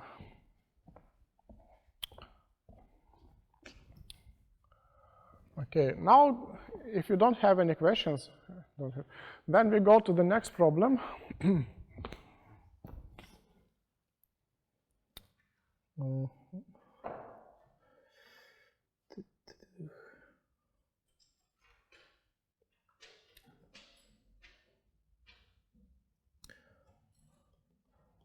2.101 and 25.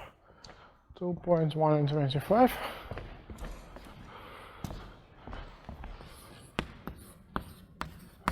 .1 and 25.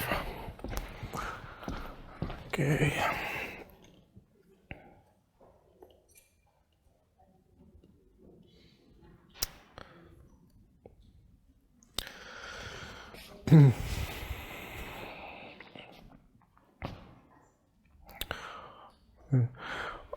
Okay, according to this problem, I need to determine the efficiency of the cycle, which consists of 2 isochoric and 2 isothermal parts. So let's say I have PV diagram. Isochoric line is something like vertical line. Isothermal part is something like this. And it says that for the isochoric line, I have the variation of volume by the factor of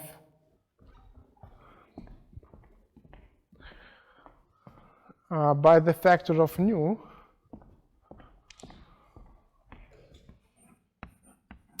While for the isothermal part, I have the variation of temperature in between 2 isothermal parts by the factor of tau.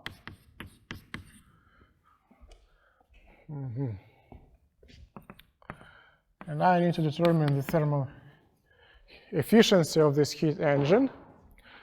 And again, I'm left with nothing else to do as to apply the definition. So the first, I need to relate my efficiency to some other stuff which I can determine from my laws of thermodynamics. According to the definition, the heat efficiency is equal to work done in the process divided by the amount of heat supplied to the system. Okay, let's throw in some numbers. So let's say that this point is the point number 1, this one is a point number 2, this is 3, and this is 4. Now again, the same question. We need to determine the parts of the cycle in which the gas actually obtains heat from the reservoir. So that's the first part, because you need to determine Q+. So you can't avoid it. You need to understand where the gas actually is being supplied with heat. Okay, let's do this one by one. In the process 1, 2, which goes from the point 1 to the point number 2, does the gas obtains heat? Does the gas obtain heat or not? Please note that this is no longer the TS diagram, so that argument about S staying at the same constant level doesn't apply here anymore. So what we have here is the isochoric process in which the temperature increases. So volume is constant, and temperature increases. So, and how this should be related to heat? The only way to understand the amount of heat is actually to use the first law of thermodynamics, delta U plus work done in the process. Okay? So if I increase temperature, what happens to my delta U? So internal energy increases, so delta U is positive. And what happens with my work as my volume remains constant? So since the work is P times delta V, that means that since delta V is 0, then work is 0. So overall, the sum of these two terms would be positive. So that means that on the part of 1, 2, actually, okay, the heat is being supplied to the system. Okay, what about the part 2, 3? The part 2, 3, so here was the part 1, 2. Now 2 to 3. So here is either thermal process, so temperature is constant, while the volume increases. Now we again go back to the first law of thermodynamics, delta U plus work. So what can I say about delta U?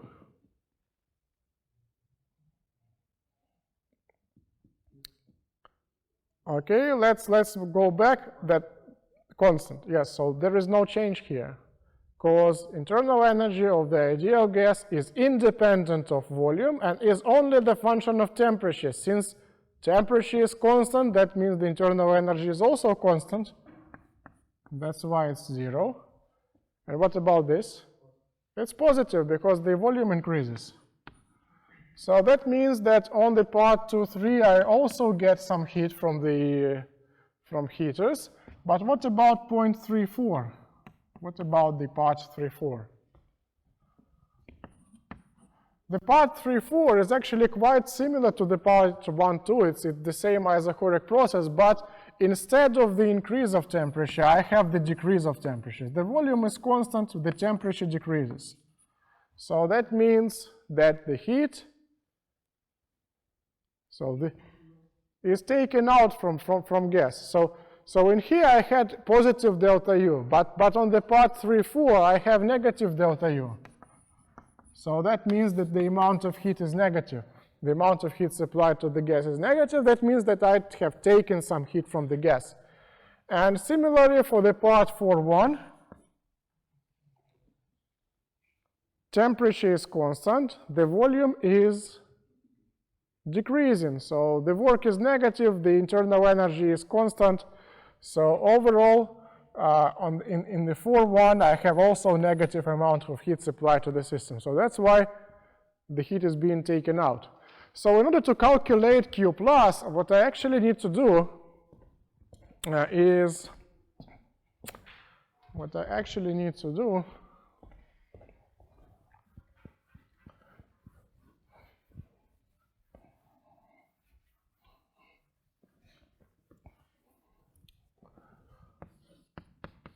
is to calculate the amount of heat supplied in the process 1, 2, and to add the amount of heat supplied in the process 2, 3. So that would give me Q plus. And for the work, well, I have already been able to determine the work done in the either thermal process.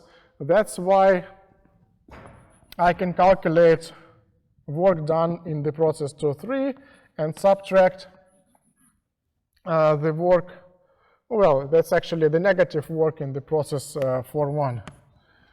So in here the work is positive, here it's negative because here the volume decreases. Okay, so that's actually the plan for the solution of this problem. So once we have understood the details about heat exchange, where the heat is being supplied to the gas, where it is being taken from the gas, and where the work is being done and where the work is being done on the gas, then we can calculate all the necessary quantities for calculation of the heat efficiency. So for the Q1, according to the first law of thermodynamics, once again, that would be equal to delta U12. And that is actually nu times the molar heat capacity at the constant volume times T2 minus T1. And as I have said previously, I have T0 at the point 1 and tau times T0 at the point number 2. So that would be nu times CV times,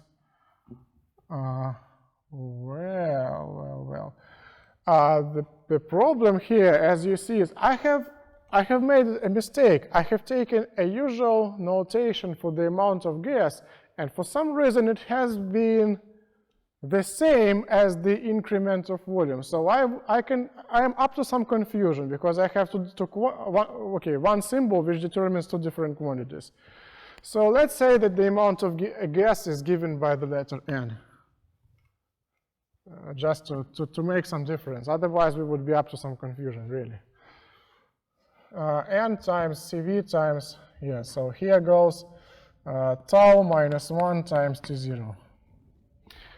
Okay, for the amount of heat supplied to the system in the process 2-3, that is actually equal to work done in the process 2-3. And according to this equation, which we have derived for the isothermic process, it should be equal to N times CV times tau T0 times natural, sure, I have done again a mistake.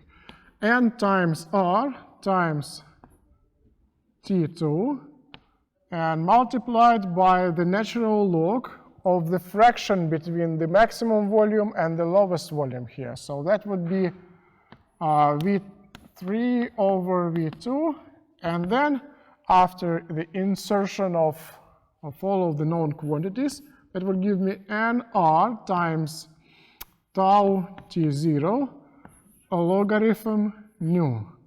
So that would give me N tau RT0 a logarithm nu. Okay, so now I can write the Q plus. Q plus is N CV tau minus 1 T0 plus N tau RT0 a logarithm nu.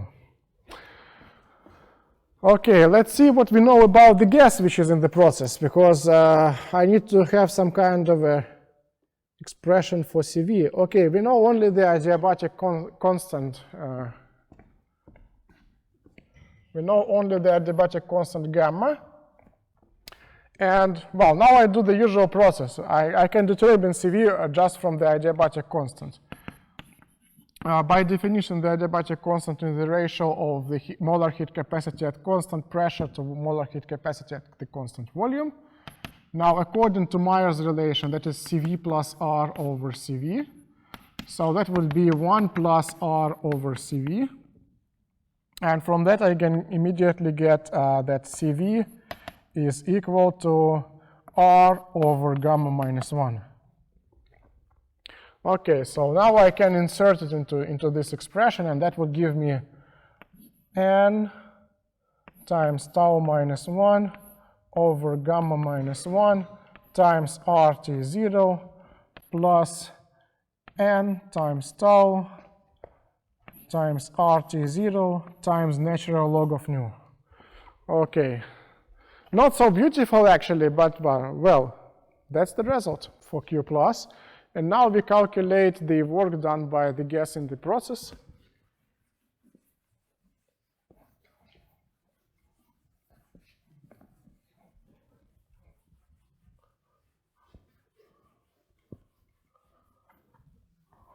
The work done by the gas in the process. the total work should be equal to V23 plus V41.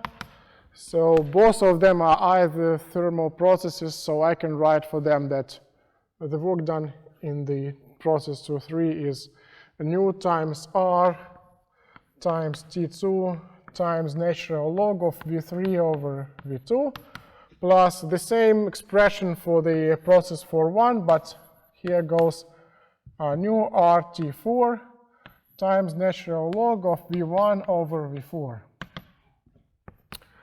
So now I insert all the known values into here, and first of all, okay, that gives me nu, oh, that is n times tau times RT0 times natural log of nu minus n RT0 times natural log of nu. So you see here I have changed the plus to minus because V1 is less than V4, so I can change the sign, and at the same time I can switch the numerator and denominator under the natural logarithm. So, so that would give me this. So in the end I have nRT0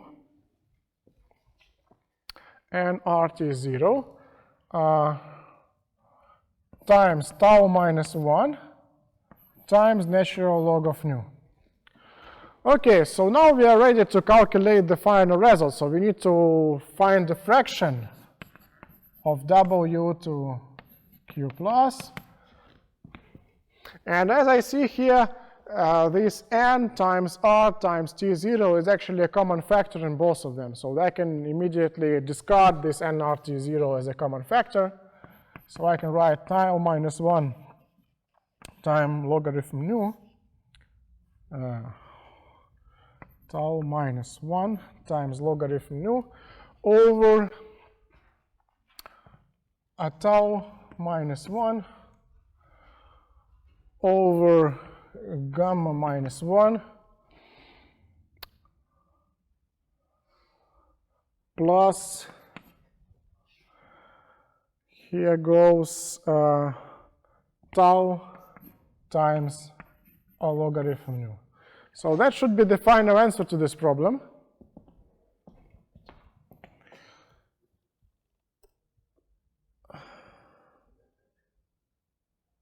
The absolute temperature is. Okay, so that's the end. Let's check if I have been successful in all of my algebraic transformations and haven't done any mistake.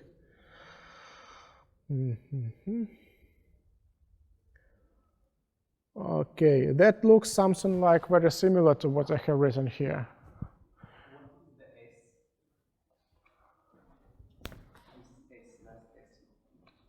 Oh, that's some left over. Nothing. It doesn't have any relationship with the solution. So in here you have tau minus 1 times natural log of nu divided by the fraction of tau minus 1 over gamma minus 1 plus tau times natural log of nu. No s.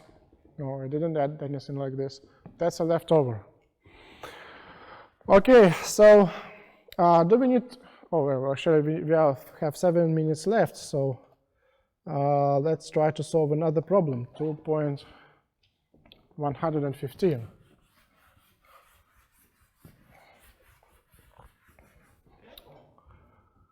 2.115.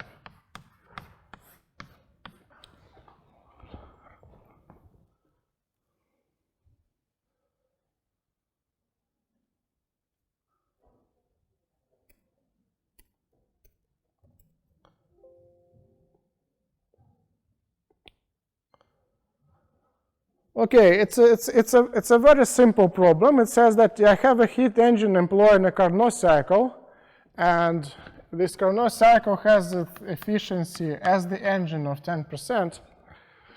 And then I make a reversed process, so I make a refrigerating machine out of that heat engine. and with thermal reservoirs remaining the same. So I need to calculate the coefficient of performance epsilon of that refrigeration machine. So according to the Karnaugh theorem, what I know that nu is equal to T1 minus T2 over T1, and this is actually equal to, okay, the fraction of work done over the amount of heat taken from the heater. So I have here Q plus, here some working substance, here goes Q minus, and also this engine makes some work W. And if I employ it in the reverse cycle, then I need only to change the directions of all of those arrows. So that means that the amount of heat Q plus would be transferred towards the heater. The amount of work V would be done on the working substance. And the amount of heat Q minus would be taken out from the cold reservoir. So the coefficient of performance is actually, by definition, is the ratio of the amount of heat taken from the cold reservoir to the work done to achieve this effect. And well, what I need here, actually, I need to know Q minus. But I know that actually from the conservation of energy, I can write that Q plus minus Q minus is W. So my Q minus is actually Q plus minus W. So that is Q plus minus W over the W. So I have here Q plus over W minus 1. And if I look at closer at this Q plus over W, I immediately see that this is actually a reciprocal to this one. So that is 1 over eta minus 1. So here I have 10% of thermal efficiency, so that would give me 1 over eta equal to 10, because 10% is 0.1, and 1 over 0.1 gives you 10. So 10 minus 1 gives you 9. So it's actually quite good, this, although the efficiency is very small, but in terms of refrigerator, it's actually a very good refrigerator. Okay, now I'm going to solve the problem, the text problem number T2, not the problem from the from Irodov book, because these text problems are actually quite unusual, and it would be a really great loss if we can't solve them during the seminar. They are really nice. T2 gives, it's in your syllabus. So I have two identical isolated vessels. Each of them contains 0.5 moles of gas.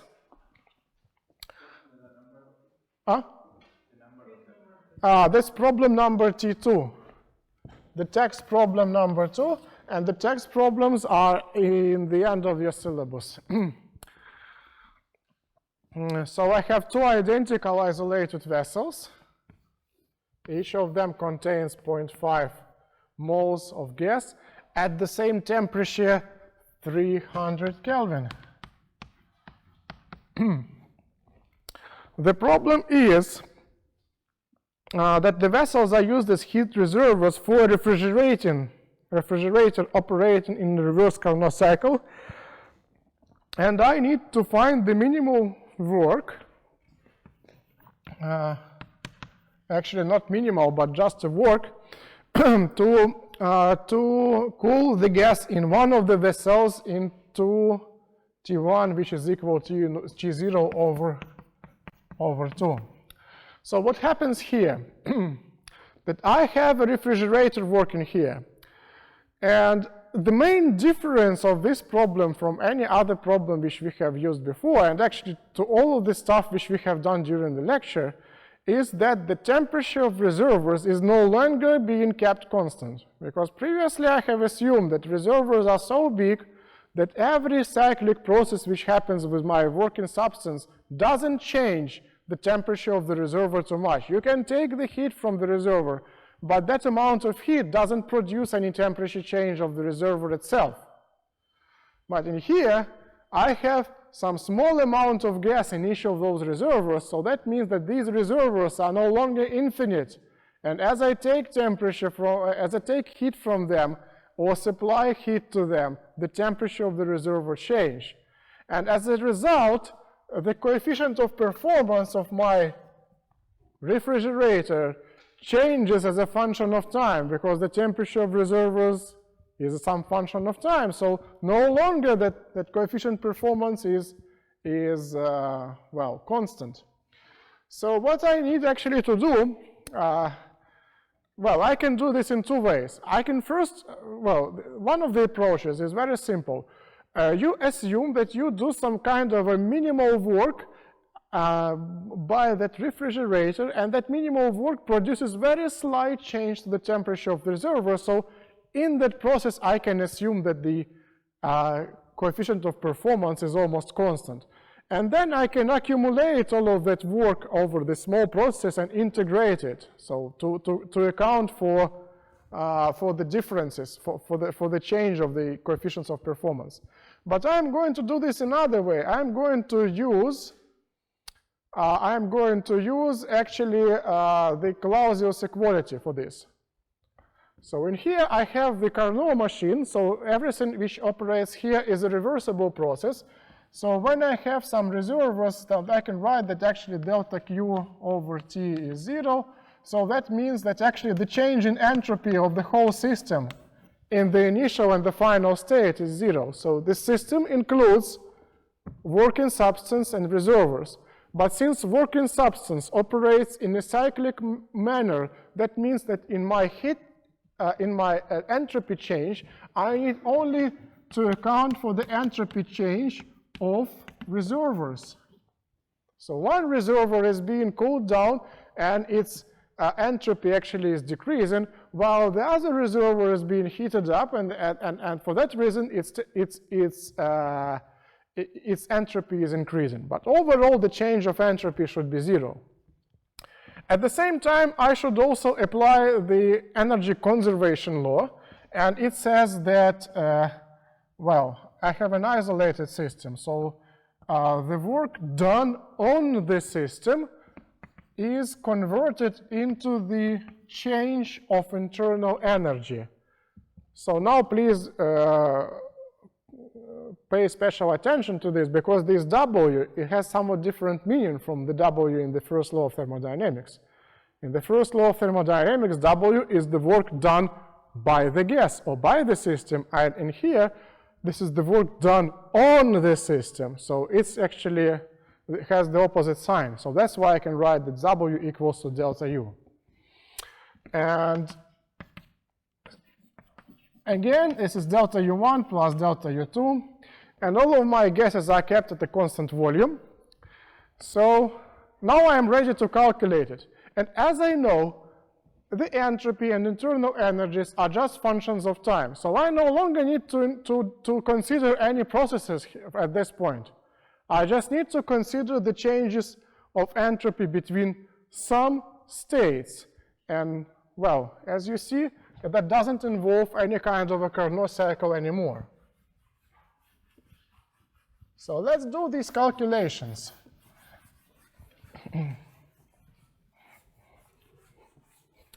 Okay, let's assume that the temperature of one reservoir has become equal to 0 over 2, while the temperature of the second reservoir has risen to T2, which is greater than T0, but so far we don't know this T2, and we need to determine it.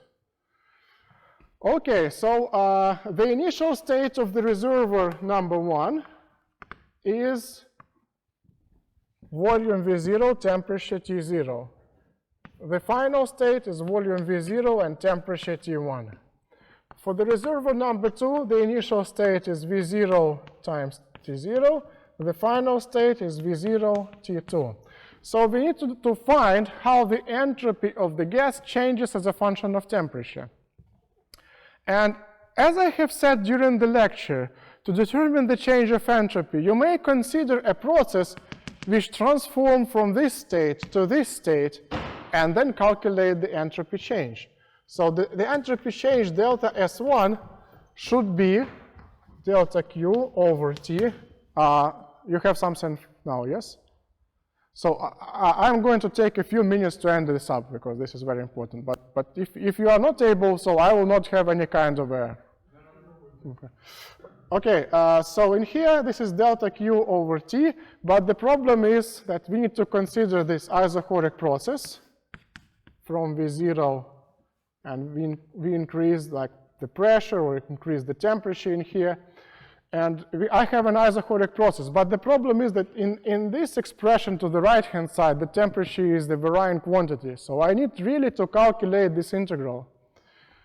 So in the isochoric process, in a very small part of isochoric process, the amount of heat supplied to the gas is equal to du plus, okay, delta W. Delta W is the amount of work.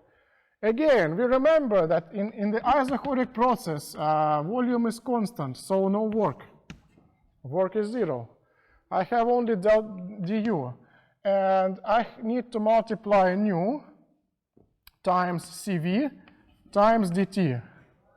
So that's the increment of the internal energy. And now I need to integrate that between the initial and final state. So that would be nu times Cv times dt over T. And the temperature of the initial state T0, the temperature final is T1. This is integral in which there is only one variable, T. And with respect to that variable, this is actually T to the minus 1. And the integral is the natural log. So that gives me nu times Cv times natural log of T. Okay, here goes T1 over T0. For the second reservoir, everything is the same. You have the same isochoric process, so I can just replace T1 by T2, and that will give me nu times Cv times logarithm T2 over T0. And nu is the same. Nu is actually 0.5. Good.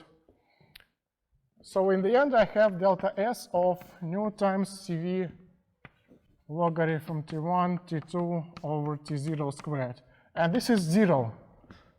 So that means that T1, T2 is equal to T0 squared. And that means that T2 is actually T0 squared over T1. So this is twice the T0. And now, when I have determined T2, now I'm ready to find the work. Okay, again, it's equal to the change of the internal energy.